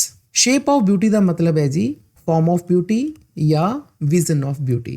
pall ਦਾ ਮਤਲਬ ਇੱਥੇ ਹੈ ਜੀ pain, ਦੁੱਖ, ਅਤੇ ਇੱਥੇ dark spirit ਦਾ ਮਤਲਬ ਹੈ sad state of mind। ਪੂਰੀ ਲਾਈਨ ਦਾ ਮਤਲਬ ਇਹ ਹੋਇਆ ਕਿ ਜਦੋਂ ਸਾਡਾ ਮਨ ਹਤਾਸ਼ਾ 'ਚ ਹੁੰਦਾ ਹੈ, ਡਾਰਕ ਸਪਿਰਿਟ 'ਚ ਹੁੰਦਾ ਹੈ, ਸੈਡ ਸਟੇਟ ਆਫ ਮਾਈਂਡ 'ਚ ਹੁੰਦਾ ਹੈ, ਤਾਂ ਇਹ ਸਾਰੀ ਪੇਨ, ਇਹ ਸਾਰੀ ਪॉल ਮੂਵਜ਼ ਅਵੇ, ਦੂਰ ਹੋ ਜਾਂਦੀ ਹੈ ਬਿਊਟੀ ਦੀ ਕਿਸੇ ਨਾ ਕਿਸੇ ਸ਼ੇਪ ਕਰਕੇ, ਕਿਸੇ ਨਾ ਕਿਸੇ ਵਿਜ਼ਨ ਕਰਕੇ, ਕਿਸੇ ਨਾ ਕਿਸੇ ਫਾਰਮ ਕਰਕੇ। ਮਤਲਬ ਇਹ ਕਿ ਜਦੋਂ ਅਸੀਂ ਆਪਣੀ ਜ਼ਿੰਦਗੀ ਦੇ ਵਿੱਚ ਬਿਤਾਏ ਹੋਏ ਨੇਚਰ ਦੇ ਨਾਲ ਜਾਂ ਖੂਬਸੂਰਤ ਚੀਜ਼ਾਂ ਦੇ ਨਾਲ ਜਾਂ ਖੂਬਸੂਰਤ ਮੂਮੈਂਟਸ ਦੇ ਨਾਲ ਅਸੀਂ ਸਾਰੇ ਉਹਨਾਂ ਪਲਾਂ ਨੂੰ ਯਾਦ ਕਰਦੇ ਹਾਂ, ਤਾਂ ਸਾਨੂੰ ਆਪਣੀ ਜ਼ਿੰਦਗੀ ਦੀ ਕੜਵਾਹਟ ਦੂਰ ਹੁੰਦੀ ਜਾਪਦੀ ਹੈ ਅਤੇ ਅਸੀਂ ਆਪਣੀ ਜ਼ਿੰਦਗੀ ਦੇ ਪ੍ਰਤੀ ਹੋਰ ਜ਼ਿਆਦਾ ਹੋਪਫੁਲ ਹੋ ਜਾਂਦੇ ਹਾਂ ਅਤੇ ਬੜੀ ਹੀ ਉਮੰਗ ਦੇ ਨਾਲ ਅਸੀਂ ਆਪਣੀ ਜ਼ਿੰਦਗੀ ਨੂੰ ਬਤੀਤ ਕਰਨ ਦੇ ਲਈ ਦ੍ਰਿੜ ਸੰਕਲਪ ਹੋ ਜਾਂਦੇ ਹਾਂ। ਇੱਥੇ ਬੱਚਿਓ ਡਾਰਕ ਸਪਿਰਿਟਸ ਵੀ ਇੱਕ ਮੈਟਾਫੋਰ ਦੇ ਤੌਰ ਤੇ ਯੂਜ਼ ਹੋਇਆ ਹੈ। ਇੱਥੇ ਡਾਰਕ ਸਪਿਰਿਟ ਦਾ ਮਤਲਬ ਉਹਨਾਂ ਸਾਰੀਆਂ ਨੈਗੇਟਿਵ ਫੀਲਿੰਗਸ ਨੂੰ ਕਿਹਾ ਗਿਆ ਹੈ ਜੋ ਸਾਡੀਆਂ ਜ਼ਿੰਦਗੀ ਦੇ ਵਿੱਚ ਹਤਾਸ਼ਾ ਦਾ ਮਾਹੌਲ ਲੈ ਕੇ ਆਉਂਦੀਆਂ ਨੇ। ਲੇਕਿਨ ਜਦੋਂ ਅਸੀਂ ਆਪਣੀ ਜ਼ਿੰਦਗੀ ਦੇ ਵਿੱਚ ਬਿਤਾਏ ਹੋਏ ਖੂਬਸੂਰਤ ਪਲ ਜਾਂ ਨੇਚਰ ਦੇ ਨਾਲ ਸਾਡੇ ਬਿਤਾਏ ਹੋਏ ਖੂਬਸੂਰਤ ਪਲ ਜਾਂ ਚੰਗੇ ਇਨਸਾਨਾਂ ਦੇ ਨਾਲ ਬਿਤਾਏ ਹੋਏ ਅਸੀਂ ਖੂਬਸੂਰਤ ਪਲ ਯਾਦ ਕਰਦੇ ਹਾਂ, ਤਾਂ ਸਾਡੀ ਜ਼ਿੰਦਗੀ ਦੀ ਹਤਾਸ਼ਾ ਦੂਰ ਹੋ ਜਾਂਦੀ ਹੈ। ਇਸ ਪੂਰੇ ਸਟੈਂਜ਼ੇ ਦੇ ਵਿੱਚ ਕਵੀ ਇਹ ਦੱਸਣ ਦੀ ਕੋਸ਼ਿਸ਼ ਕਰਦਾ ਹੈ ਕਿ ਬਿਊਟੀ ਕਿਸੇ ਨਾ ਕਿਸੇ ਰੂਪ 'ਚ ਸਾਨੂੰ ਜੀਣ ਦਾ ਜ਼ਰੀਆ ਪ੍ਰਦਾਨ ਕਰਦੀ ਹੈ। ਉਹ ਸਾਡੇ ਅੰਦਰ ਚਾਹਤ ਬਣਾਈ ਰੱਖਦੀ ਹੈ ਕਿ ਅਸੀਂ ਆਪਣੀ ਜ਼ਿੰਦਗੀ ਨੂੰ ਖੂਬਸੂਰਤੀ ਨਾਲ ਜੀਏ, ਹੋਰ ਵੀ ਖੂਬਸੂਰਤੀ ਨਾਲ ਜੀਏ। ਸਟੂਡੈਂਟਸ, ਇਸ ਸਟੈਂਜ਼ੇ ਦੇ ਵਿੱਚ ਇੱਕ ਹੋਰ ਜਗ੍ਹਾ ਐਲੀਟ੍ਰੇਸ਼ਨ ਯੂਜ਼ ਹੋਈ ਹੈ, ਨੋਬਲ ਨੇਚਰ। ਨੋਬਲ ਨੇਚਰ ਦੇ ਵਿੱਚ ਦੇਖੋ ਬੱਚਿਓ, ਸਾਊਂਡ ਆਫ ਐਨ ਨੋਬਲ 'ਚ ਵੀ ਆਈ ਹੈ, ਨੇਚਰ 'ਚ ਵੀ ਆਈ ਹੈ, ਤਾਂ ਅਸੀਂ ਕਹਿ ਸਕਦੇ ਹਾਂ ਕਿ ਐਲੀਟ੍ਰੇਸ਼ਨ ਇੱਥੇ ਵੀ ਯੂਜ਼ ਹੋਈ ਹੈ। ਤੇ ਇੱਥੇ ਕਿਹੜੀ ਸਾਊਂਡ ਬਾਰ-ਬਾਰ ਆ ਰਹੀ ਹੈ ਜੀ? ਸਾਊਂਡ ਆਫ ਐਨ। ਇਸ ਸਟੈਂਜ਼ੇ ਦੇ ਵਿੱਚ ਇੱਕ ਥਾਂ ਤੇ ਪਰਸੋਨੀਫਿਕੇਸ਼ਨ ਵੀ ਯੂਜ਼ ਹੋਈ ਹੈ। ਪਰਸੋਨੀਫਿਕੇਸ਼ਨ ਬੱਚਿਓ ਤੁਹਾਨੂੰ ਪਤਾ ਹੈ ਕਿ ਜਦੋਂ ਕਿਸੇ ਅਣਮਨੁੱਖੀ ਚੀਜ਼ ਦੇ ਲਈ ਮਨੁੱਖੀ ਫੀਲਿੰਗਸ ਯੂਜ਼ ਕੀਤੀਆਂ ਜਾਂਦੀਆਂ ਨੇ, ਤਾਂ ਅਸੀਂ ਕਹਿੰਦੇ ਹਾਂ ਕਿ ਕਵਿਤਾ ਦੀ ਉਸ ਲਾਈਨ ਦੇ ਵਿੱਚ ਪਰਸੋਨੀਫਿਕੇਸ਼ਨ ਵੀ ਯੂਜ਼ ਹੋਈ ਹੈ। ਇੱਥੇ ਯੂਜ਼ ਹੋਈ ਹੈ ਜੀ ਸ਼ੇਪ ਆਫ ਬਿਊਟੀ ਵਾਲੇ ਫਰੇਜ਼ 'ਚ। ਆਮ ਤੌਰ ਤੇ ਸ਼ੇਪ ਬੱਚਿਓ ਕਿਸ ਦੀ ਹੁੰਦੀ ਹੈ? ਕਿਸੇ ਹਿਊਮਨ ਬੋਡੀ ਦੀ ਸ਼ੇਪ ਹੁੰਦੀ ਹੈ, ਲੇਕਿਨ ਇੱਥੇ ਬਿਊਟੀ ਦੀ ਸ਼ੇਪ ਦੀ ਗੱਲ ਹੋ ਰਹੀ ਹੈ। ਤਾਂ ਅਸੀਂ ਕਹਿ ਸਕਦੇ ਹਾਂ ਕਿ ਬਿਊਟੀ ਦੇ ਲਈ ਹਿਊਮਨ ਫੀਲਿੰਗਸ ਯੂਜ਼ ਕੀਤੀਆਂ ਗਈਆਂ ਨੇ, ਇਸ ਕਰਕੇ ਇੱਥੇ ਸ਼ੇਪ ਆਫ ਬਿਊਟੀ ਦੇ ਵਿੱਚ ਪਰਸੋਨੀਫਿਕੇਸ਼ਨ ਯੂਜ਼ ਹੋਈ ਹੈ। ਸਟੂਡੈਂਟਸ, ਇਸ ਸਟੈਂਜ਼ੇ ਦੀ ਇੱਕ ਲਾਈਨ ਦੇ ਵਿੱਚ ਪੋਇਟਿਕ ਕੰਟਰੈਕਸ਼ਨ ਵੀ ਯੂਜ਼ ਹੋਈ ਹੈ। ਇਹ ਯੂਜ਼ ਹੋਈ ਹੈ ਜੀ ਓਵਰ ਡਾਰਕਨ ਵਾਲੇ ਵਰਡ ਦੇ ਵਿੱਚ। ਬੇਸਿਕਲੀ ਬੱਚਿਓ ਸ਼ਬਦ ਓਵਰ ਹੈ, ਲੇਕਿਨ ਇੱਥੇ ਵੀ ਦੀ ਥਾਂ ਤੇ ਉਹਨਾਂ ਨੇ ਐਪੋਸਟ੍ਰਫੀ ਪਾਈ ਹੈ। ਇਸੇ ਤਰ੍ਹਾਂ ਡਾਰਕਨ ਸ਼ਬਦ ਦੇ ਵਿੱਚ ਵੀ ਇਹੀ ਕੰਮ ਕੀਤਾ ਗਿਆ ਹੈ। ਤਾਂ ਕਵੀ ਇਸ ਤਰ੍ਹਾਂ ਕਿਉਂ ਕਰਦੇ ਨੇ? ਕਿਉਂਕਿ ਉਹਨਾਂ ਨੇ ਇੱਕ ਮੀਟਰ ਦੇ ਵਿੱਚ ਲਾਈਨ ਨੂੰ ਲਿਖਣਾ ਹੁੰਦਾ ਹੈ, ਤਾਂ ਉਸ ਮੀਟਰ ਦੇ ਸਿਲੇਬਲਸ ਨੂੰ ਫਾਰਮ ਦੇ ਵਿੱਚ ਰੱਖਣ ਦੇ ਲਈ ਉਹ ਪੋਇਟਿਕ ਕੰਟਰੈਕਸ਼ਨ ਯੂਜ਼ ਕਰਦੇ ਨੇ, ਵਰਡਸ ਨੂੰ ਸ਼ਾਰਟ ਕਰਕੇ ਲਿਖਦੇ ਨੇ। ਇਸ ਦੇ ਬਾਰੇ ਤੁਹਾਨੂੰ ਜ਼ਿਆਦਾ ਵੱਡੀਆਂ ਕਲਾਸਾਂ ਦੇ ਵਿੱਚ ਜਾਣਕਾਰੀ ਮਿਲੇਗੀ, ਲੇਕਿਨ ਤੁਹਾਨੂੰ ਪਤਾ ਹੋਣਾ ਚਾਹੀਦਾ ਹੈ ਕਿ ਇੱਥੇ ਓਵਰ ਨੂੰ ਇਸ ਤਰ੍ਹਾਂ ਕਿਉਂ ਲਿਖਿਆ ਗਿਆ ਜਾਂ ਡਾਰਕਨ ਨੂੰ ਇਸ ਤਰ੍ਹਾਂ ਕਿਉਂ ਲਿਖਿਆ ਗਿਆ। ਸਟੂਡੈਂਟਸ, ਮੈਂ +1 ਅਤੇ +2 ਕਲਾਸਿਸ ਦੇ ਜਨਰਲ ਇੰਗਲਿਸ਼ ਅਤੇ ਇਲੈਕਟਿਵ ਇੰਗਲਿਸ਼ ਦੇ ਬਹੁਤ ਸਾਰੇ ਵੀਡੀਓਜ਼ ਬਣਾਏ ਹੋਏ ਹਨ। ਇਹਨਾਂ ਵੀਡੀਓਜ਼ ਨੂੰ ਦੇਖਣ ਦੇ ਲਈ ਤੁਸੀਂ YouTube ਦੀ ਸਰਚ ਬਾਰ ਤੇ ਜਾ ਕੇ ਦੀਪਕ ਸੂਦ ਲਵ ਲਰਨਿੰਗ ਟੂ ਲੀਡ ਟਾਈਪ ਕਰੋ। ਰਿਜ਼ਲਟ ਵਿੱਚ ਆਈ ਪਹਿਲੀ ਸਾਈਟ ਦੇ ਦੀਪਕ ਸੂਦ ਦੇ ਜਾ ਕੇ ਕਲਿੱਕ ਕਰੋ, ਤਾਂ ਇਸ ਤਰ੍ਹਾਂ ਤੁਸੀਂ ਚੈਨਲ ਤੇ ਪਹੁੰਚ ਜਾਵੋਗੇ ਜਿੱਥੇ ਤੁਸੀਂ ਵੀਡੀਓਜ਼ ਦਾ ਇੱਕ ਸੈਕਸ਼ਨ ਦੇਖੋਗੇ, ਵੀਡੀਓਜ਼ 'ਤੇ ਕਲਿੱਕ ਕਰੋ, ਤੁਹਾਨੂੰ ਮੇਰੀਆਂ ਬਣਾਈਆਂ ਹੋਈਆਂ ਸਾਰੀਆਂ ਵੀਡੀਓਜ਼ ਤੁਹਾਨੂੰ ਮਿਲ ਜਾਣਗੀਆਂ। ਇਸ ਦੇ ਵਿੱਚ +1 +2 ਦੀਆਂ ਸਾਰੀਆਂ ਕਲਾਸਿਸ ਦੀਆਂ ਜੋ ਮੈਂ ਵੀਡੀਓਜ਼ ਬਣਾਈਆਂ ਹਨ ਉਹ ਸ਼ਾਮਿਲ ਹਨ। ਪਲੇਲਿਸਟ ਵਾਲੇ ਸੈਕਸ਼ਨ 'ਤੇ ਜਾ ਕੇ ਤੁਸੀਂ ਸਾਰੀਆਂ ਪਲੇਲਿਸਟ ਪ੍ਰਾਪਤ ਕਰ ਪਾਓਗੇ, ਜਿਵੇਂ ਕਿ ਕਲਾਸ 12 ਦੀ ਪਲੇਲਿਸਟ ਚੌਥੇ ਨੰਬਰ 'ਤੇ ਹੈ। ਇਸ 'ਤੇ ਤੁਸੀਂ ਜਾ ਕੇ ਜਦੋਂ ਵਿਊ ਫੁੱਲ ਪਲੇਲਿਸਟ ਕਰੋਗੇ ਤਾਂ ਤੁਹਾਨੂੰ ਕਲਾਸ 12 ਦੀਆਂ ਸਾਰੀਆਂ ਵੀਡੀਓਜ਼ ਮਿਲ ਜਾਣਗੀਆਂ। ਇਸੇ ਤਰ੍ਹਾਂ ਤੁਸੀਂ ਬਾਕੀ ਕਲਾਸ 11 ਉਹਨਾਂ ਦੀ ਪਲੇਲਿਸਟ 'ਤੇ ਜਾ ਕੇ ਸਾਰੀਆਂ ਵੀਡੀਓਜ਼ ਪ੍ਰਾਪਤ ਕਰ ਸਕਦੇ ਹੋ। ਅਤੇ ਇਸੇ ਤਰ੍ਹਾਂ ਮੈਂ ਕਲਾਸ 11 ਅਤੇ ਕਲਾਸ 12 ਦੀਆਂ ਗ੍ਰਾਮਰ ਦੀਆਂ ਵੀਡੀਓ ਲਿਸਟ ਬਣਾਈ ਹੋਈ ਹੈ, ਤਾਂ ਉਹ ਸਾਰੀਆਂ ਵੀਡੀਓਜ਼ ਤੁਹਾਨੂੰ ਪ੍ਰਾਪਤ ਹੋ ਜਾਣਗੀਆਂ। ਅਤੇ ਇੱਕ ਪਲੇਲਿਸਟ ਇੰਗਲਿਸ਼ ਇਲੈਕਟਿਵ ਕਲਾਸ 11 ਦੀ ਵੀ ਹੈ ਅਤੇ ਉਸ ਦੇ ਵਿੱਚ ਤੁਹਾਨੂੰ ਸਾਰੀਆਂ ਕਲਾਸ 11 ਦੀਆਂ ਪਲੇਲਿਸਟ ਪ੍ਰਾਪਤ ਹੋ ਜਾਣਗੀਆਂ। ਤਾਂ ਮੈਂ ਤੁਹਾਨੂੰ ਸਾਰਿਆਂ ਨੂੰ ਅਪੀਲ ਕਰਦਾ ਹਾਂ ਕਿ ਇੱਕ ਵਾਰ ਤੁਸੀਂ ਦੀਪਕ ਸੂਦ ਲਵ ਲਰਨਿੰਗ ਟੂ ਲੀਡ ਚੈਨਲ 'ਤੇ ਜ਼ਰੂਰ ਵਿਜ਼ਿਟ ਕਰੋ। ਸਟੂਡੈਂਟਸ, ਪੋਇਮ ਦੀਆਂ ਨੈਕਸਟ ਲਾਈਨ ਦੇ ਵਿੱਚ ਕਵੀ ਇਹ ਦੱਸਦਾ ਹੈ ਕਿ ਜਿਵੇਂ ਸਾਡੀ ਜ਼ਿੰਦਗੀ ਦੇ ਵਿੱਚ ਬਹੁਤ ਸਾਰੀਆਂ ਮੁਸ਼ਕਲਾਂ ਨੇ, ਮੁਸੀਬਤਾਂ ਨੇ, ਪਰੰਤੂ ਇਹਨਾਂ ਸਾਰੀਆਂ ਮੁਸ਼ਕਲਾਂ ਮੁਸੀਬਤਾਂ ਤੋਂ ਉੱਪਰ ਅਸੀਂ ਕਿਸ ਤਰ੍ਹਾਂ ਉੱਠ ਸਕਦੇ ਹਾਂ। ਅਸੀਂ ਜੇਕਰ ਨੇਚਰ ਦੇ ਕਰੀਬ ਜਾਂਦੇ ਹਾਂ, ਨੇਚਰ ਨੂੰ ਸਮਝਦੇ ਹਾਂ, ਨੇਚਰ ਨੂੰ ਇੰਜੋਏ ਕਰਦੇ ਹਾਂ, ਤਾਂ ਸਾਡੀ ਜ਼ਿੰਦਗੀ ਬਹੁਤ ਹੀ ਖੁਸ਼ਹਾਲ ਬਣ ਜਾਂਦੀ ਹੈ। ਹੁਣ ਇਹ ਨੇਚਰ ਦੀਆਂ ਕਿਹੜੀਆਂ ਚੀਜ਼ਾਂ ਨੇ ਜੀ? ਇਹਨਾਂ ਲਾਈਨ ਦੇ ਵਿੱਚ ਕਵੀ ਨੇਚਰ ਦੀਆਂ ਉਹਨਾਂ ਸਾਰੀਆਂ ਚੀਜ਼ਾਂ ਦੀ ਗੱਲ ਕਰਦਾ ਹੈ ਜਿਨ੍ਹਾਂ ਨੂੰ ਇੰਜੋਏ ਕਰਕੇ ਅਸੀਂ ਆਪਣੀ ਜ਼ਿੰਦਗੀ ਦੇ ਬੁਰੇ ਤਜਰਬਿਆਂ ਨੂੰ ਭੁੱਲ ਸਕਦੇ ਹਾਂ ਅਤੇ ਆਪਣੀ ਜ਼ਿੰਦਗੀ ਨੂੰ ਹੋਰ ਵੀ ਇੰਜੋਏ ਕਰ ਸਕਦੇ ਹਾਂ। ਤਾਂ ਇਸ ਪੂਰੇ ਸਟੈਂਜ਼ੇ ਦੇ ਵਿੱਚ ਕਵੀ ਨੇਚਰ ਦੀਆਂ ਉਹਨਾਂ ਕਾਮਨ ਥਿੰਗਸ ਨੂੰ ਮੈਂਸ਼ਨ ਕਰਦਾ ਹੈ ਜਿਨ੍ਹਾਂ ਨੂੰ ਅਸੀਂ ਆਪਣੇ ਆਲੇ ਦੁਆਲੇ ਓਬਜ਼ਰਵ ਕਰਕੇ ਉਹਨਾਂ ਨੂੰ ਇੰਜੋਏ ਕਰ ਸਕਦੇ ਹਾਂ। ਹੁਣ ਇਸ ਸਟੈਂਜ਼ੇ ਦੇ ਵਿੱਚ ਕਵੀ ਚੰਦ ਦੀ ਗੱਲ ਕਰਦਾ ਹੈ, ਸੂਰਜ ਦੀ ਗੱਲ ਕਰਦਾ ਹੈ, ਟਰੀਜ਼ ਦੀ ਗੱਲ ਕਰਦਾ ਹੈ, ਐਨੀਮਲਸ ਦੀ ਗੱਲ ਕਰਦਾ ਹੈ, ਫਲਾਵਰਸ ਦੀ ਗੱਲ ਕਰਦਾ ਹੈ, ਨਦੀਆਂ ਦੀ ਗੱਲ ਕਰਦਾ ਹੈ। ਅਸੀਂ ਪੂਰਾ ਸਟੈਂਜ਼ਾ ਪੜ੍ਹਦੇ ਹਾਂ ਜੀ ਕਿ ਸੱਚ ਦਾ ਸਨ ਦਾ moon trees old and young sprouting a shady boon for simple sheep। ਇਸ ਲਾਈਨ ਦੇ ਵਿੱਚ ਕਵੀ ਸੂਰਜ ਦੀ ਗੱਲ ਕਰ ਰਿਹਾ ਹੈ ਜੀ ਅਤੇ ਉਹ ਚੰਦਰਮਾ ਦੀ ਗੱਲ ਕਰ ਰਿਹਾ ਹੈ ਕਿ ਚੰਦਰਮਾ ਤੇ ਸੂਰਜ ਕਿੰਨੇ ਸੋਹਣੇ ਨੇ। ਜੇਕਰ ਅਸੀਂ ਉਹਨਾਂ ਨੂੰ ਦੇਖੀਏ ਤਾਂ ਕਈ ਵਾਰੀ ਸਾਡੇ ਚਿਹਰੇ ਤੇ ਮੁਸਕਰਾਹਟ ਆ ਜਾਂਦੀ ਹੈ। ਇਸੇ ਤਰ੍ਹਾਂ ਅਸੀਂ ਆਪਣੇ ਆਲੇ ਦੁਆਲੇ ਬਹੁਤ ਸਾਰੇ ਦਰਖਤ ਦੇਖਦੇ ਹਾਂ। ਉਹ ਦਰਖਤ ਕਈ ਵਾਰੀ ਓਲਡ ਵੀ ਹੁੰਦੇ ਨੇ, ਕਾਫੀ ਪੁਰਾਣੇ ਦਰਖਤ ਹੁੰਦੇ ਨੇ ਅਤੇ ਕਈ ਨਵੇਂ ਦਰਖਤ ਹੁੰਦੇ ਨੇ। ਜਿਹੜੇ ਨਵੇਂ ਦਰਖਤ ਹੁੰਦੇ ਨੇ ਅਤੇ ਚਾਹੇ ਪੁਰਾਣੇ ਦਰਖਤ ਹੋਣ, ਉਹ ਦੋਨੇ ਤਰ੍ਹਾਂ ਦੇ ਦਰਖਤ ਸਪਰਾਊਟਿੰਗ ਆ ਸ਼ੇਡੀ ਬੂਨ। ਸਪਰਾਊਟ ਦਾ ਮਤਲਬ ਹੈ ਬੱਚਿਓ ਡਿਵੈਲਪ ਅਤੇ ਸ਼ੇਡੀ ਦਾ ਮਤਲਬ ਹੈ ਸ਼ੇਡ ਆਫ ਅ ਟਰੀ, ਜਿਸ ਨੂੰ ਤੁਸੀਂ ਸ਼ੇਡ ਕਹਿੰਦੇ ਹੋ, ਛਾਇਆ। ਅਤੇ ਇੱਥੇ ਬੂਨ ਦਾ ਮਤਲਬ ਹੈ ਬੱਚਿਓ ਬਲੈਸਿੰਗ, ਜਿਹਨੂੰ ਅਸੀਂ ਪੰਜਾਬੀ 'ਚ ਅਸੀਸ ਕਹਿ ਦਿੰਦੇ ਹਾਂ। ਕਹਿੰਦੇ ਜਿਹੜੇ ਪੁਰਾਣੇ ਨਵੇਂ ਦਰਖਤ ਨੇ ਇਹ ਸਾਨੂੰ ਛਾਇਆ ਪ੍ਰਦਾਨ ਕਰਦੇ ਨੇ, ਸ਼ੇਡ ਦਿੰਦੇ ਨੇ ਅਤੇ ਉਹ ਸ਼ੇਡ ਇੱਕ ਤਰ੍ਹਾਂ ਦੀ ਬਲੈਸਿੰਗ ਸਾਬਿਤ ਹੁੰਦੀ ਹੈ, ਵਰਦਾਨ ਸਾਬਿਤ ਹੁੰਦੀ ਹੈ। ਕਿਹਦੇ ਲਈ? ਫॉर ਸਿੰਪਲ ਸ਼ੀਪ, ਇੱਕ ਆਮ ਜੀਆਂ ਸ਼ੀਪਸ ਦੇ ਲਈ। ਨਾ ਇੱਥੇ ਬੱਚਿਓ ਸ਼ੀਪ ਦਾ ਮਤਲਬ ਭੇਡ ਤੋਂ ਤੁਸੀਂ ਲੈ ਸਕਦੇ ਹੋ, ਲੇਕਿਨ ਇੱਥੇ ਸ਼ੀਪ ਇੱਕ ਮੈਟਾਫੋਰ ਦੇ ਤੌਰ 'ਤੇ ਯੂਜ਼ ਹੋਇਆ ਹੈ ਜੋ ਕਿ ਪੂਰੇ ਐਨੀਮਲਸ ਦੇ ਲਈ ਅਸੀਂ ਕਹਿ ਸਕਦੇ ਹਾਂ ਕਿ ਉਹ ਵਰਤਿਆ ਗਿਆ ਹੈ। ਹੁਣ ਜਦੋਂ ਦਰਖਤ ਬੱਚਿਓ ਛਾਇਆ ਦੇਣਗੇ ਤਾਂ ਉੱਥੇ ਹਰ ਤਰ੍ਹਾਂ ਦਾ ਜਾਨਵਰ ਆ ਕੇ ਉਸ ਛਾਇਆ 'ਚ ਬੈਠੇਗਾ, ਈਵਨ ਕਿ ਇਨਸਾਨ ਵੀ ਆ ਕੇ ਬੈਠਣਗੇ। ਤਾਂ ਦਰਖਤ ਤਾਂ ਕਿਸੇ ਤਰ੍ਹਾਂ ਦਾ ਕੋਈ ਵਿਤਕਰਾ ਨਹੀਂ ਕਰਦੇ ਛਾਇਆ ਦੇਣ ਦੇ ਮਾਮਲੇ 'ਚ। ਇੱਥੇ ਹੀ ਗੱਲ ਕੀਤੀ ਜਾ ਰਹੀ ਹੈ। ਤੁਹਾਨੂੰ ਮੈਂ ਬੱਚਿਓ ਪੋਇਮ ਦੇ ਸਟਾਰਟ ਦੇ ਵਿੱਚ ਦੱਸਿਆ ਸੀ ਕਿ ਐਂਡੀਮੀਅਨ ਇੱਕ ਸ਼ੈਫਰਡ ਸੀ, ਭੇਡਾਂ ਚਾਰਨ ਵਾਲਾ ਸੀ। ਤਾਂ ਇੱਥੇ ਉਹ ਸ਼ੀਪ ਦੀ ਗੱਲ ਕਰ ਰਿਹਾ ਹੈ। ਇੱਥੋਂ ਸਾਨੂੰ ਇੱਕ ਤਰੀਕੇ ਨਾਲ ਇਹ ਪਤਾ ਚੱਲਦਾ ਹੈ ਕਿ ਇੱਥੇ ਜਦੋਂ ਅਸੀਂ ਸ਼ੀਪ ਵਾਲਾ ਵਰਡ ਦੇਖਦੇ ਹਾਂ ਤਾਂ ਸਾਡੇ ਧਿਆਨ 'ਚ ਫਿਰ ਐਂਡੀਮੀਅਨ ਆਉਂਦਾ ਹੈ। ਪਰੰਤੂ ਬੱਚੋ ਇੱਥੇ ਸ਼ੀਪ ਜਿਹੜਾ ਸ਼ਬਦ ਹੈ ਇਹ ਬਾਈਬਲ ਦੇ ਇੱਕ ਸਿੰਬਲ ਦੇ ਤੌਰ 'ਤੇ ਵੀ ਅਸੀਂ ਲੈ ਸਕਦੇ ਹਾਂ। ਬਾਈਬਲ ਦੇ ਵਿੱਚ ਜੀਸਸ ਕ੍ਰਾਈਸਟ ਨੂੰ ਸ਼ੈਫਰਡ ਕਿਹਾ ਗਿਆ, ਉਹਨਾਂ ਨੂੰ ਵੀ ਭੇਡਾਂ ਚਾਰਨ ਵਾਲਾ ਕਿਹਾ ਗਿਆ ਅਤੇ ਉਹਨਾਂ ਦੇ ਨਾਲ ਬਹੁਤ ਸਾਰੀਆਂ ਭੇਡਾਂ ਜਾ ਰਹੀਆਂ ਨੇ।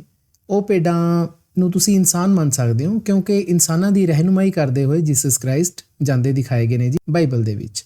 ਇੱਥੇ ਇਹ ਜਿਹੜਾ ਸ਼ੀਪ ਐਜ਼ ਅ ਮੈਟਾਫਰ ਕਾਫੀ ਤਰੀਕੇ ਦੇ ਨਾਲ ਯੂਜ਼ ਹੋਇਆ ਹੈ। ਅੱਗੇ ਫਿਰ ਕਵੀ ਫਲਾਵਰਸ ਦੀ ਗੱਲ ਕਰਦਾ ਹੈ, ਫੁੱਲਾਂ ਦੀ ਗੱਲ ਕਰਦਾ ਹੈ। ਉਹ ਕਿਹੜੇ ਫਲਾਵਰਸ ਨੇ ਜੀ? ਡੈਫੋਡਿਲਸ। ਕਹਿੰਦੇ ਐਂਡ ਸੱਚ ਆ ਡੈਫੋਡਿਲਸ ਵਿਦ ਦਾ ਗ੍ਰੀਨ ਵਰਲਡ ਦੇ ਲਿਵ ਇਨ।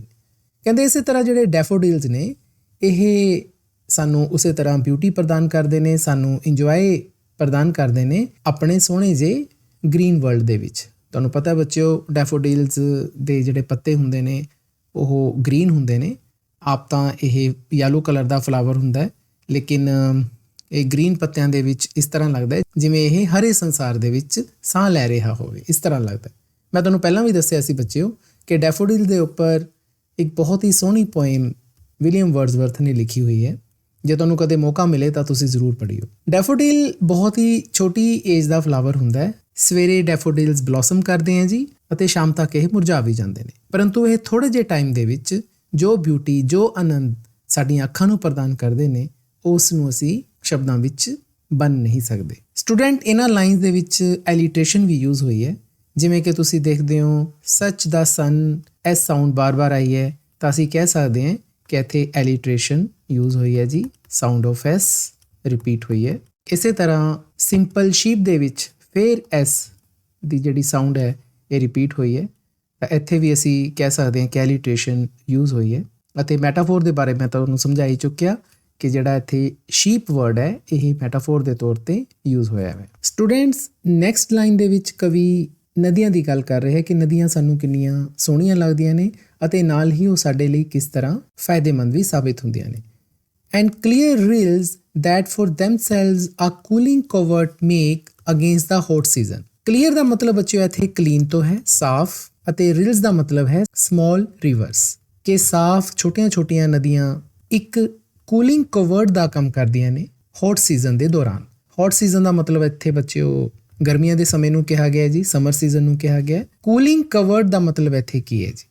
ਅ ਕੂਲਿੰਗ ਕਵਰਟ ਦਾ ਮਤਲਬ ਹੈ a source of cool breeze. Cool breeze ਬੱਚਿਓ ਤੁਹਾਨੂੰ ਪਤਾ ਹੈ ਠੰਡੀ ਹਵਾ ਨੂੰ ਕਿਹਾ ਜਾਂਦਾ ਹੈ। ਹੁਣ ਹੁੰਦਾ ਕੀ ਹੈ ਬੱਚਿਓ ਕਿ ਜਦੋਂ ਪਾਣੀ ਦੀ ਸਾਫ਼ ਧਾਰਾ ਵਹਿ ਰਹੀ ਹੁੰਦੀ ਹੈ, ਕਿ ਜਦੋਂ ਗਰਮੀਆਂ ਦੀ ਰੁੱਤ ਹੁੰਦੀ ਹੈ ਤਾਂ ਸਾਡਾ ਜੀਅ ਕਰਦਾ ਹੈ ਕਿ ਅਸੀਂ ਇਸ ਧਾਰਾ ਦੇ ਨੇੜੇ ਬੈਠੀਏ, ਕਿਸੇ ਦਰਖਤ ਦੇ ਨੇੜੇ ਬੈਠੀਏ, ਤਾਂ ਕਿ ਉਹਦੇ ਉੱਪਰੋਂ ਦੀ ਜਿਹੜੀ ਹਵਾ ਸਾਨੂੰ ਲੱਗੇ ਉਹ ਠੰਡੀ ਠੰਡੀ ਹਵਾ ਲੱਗੇ।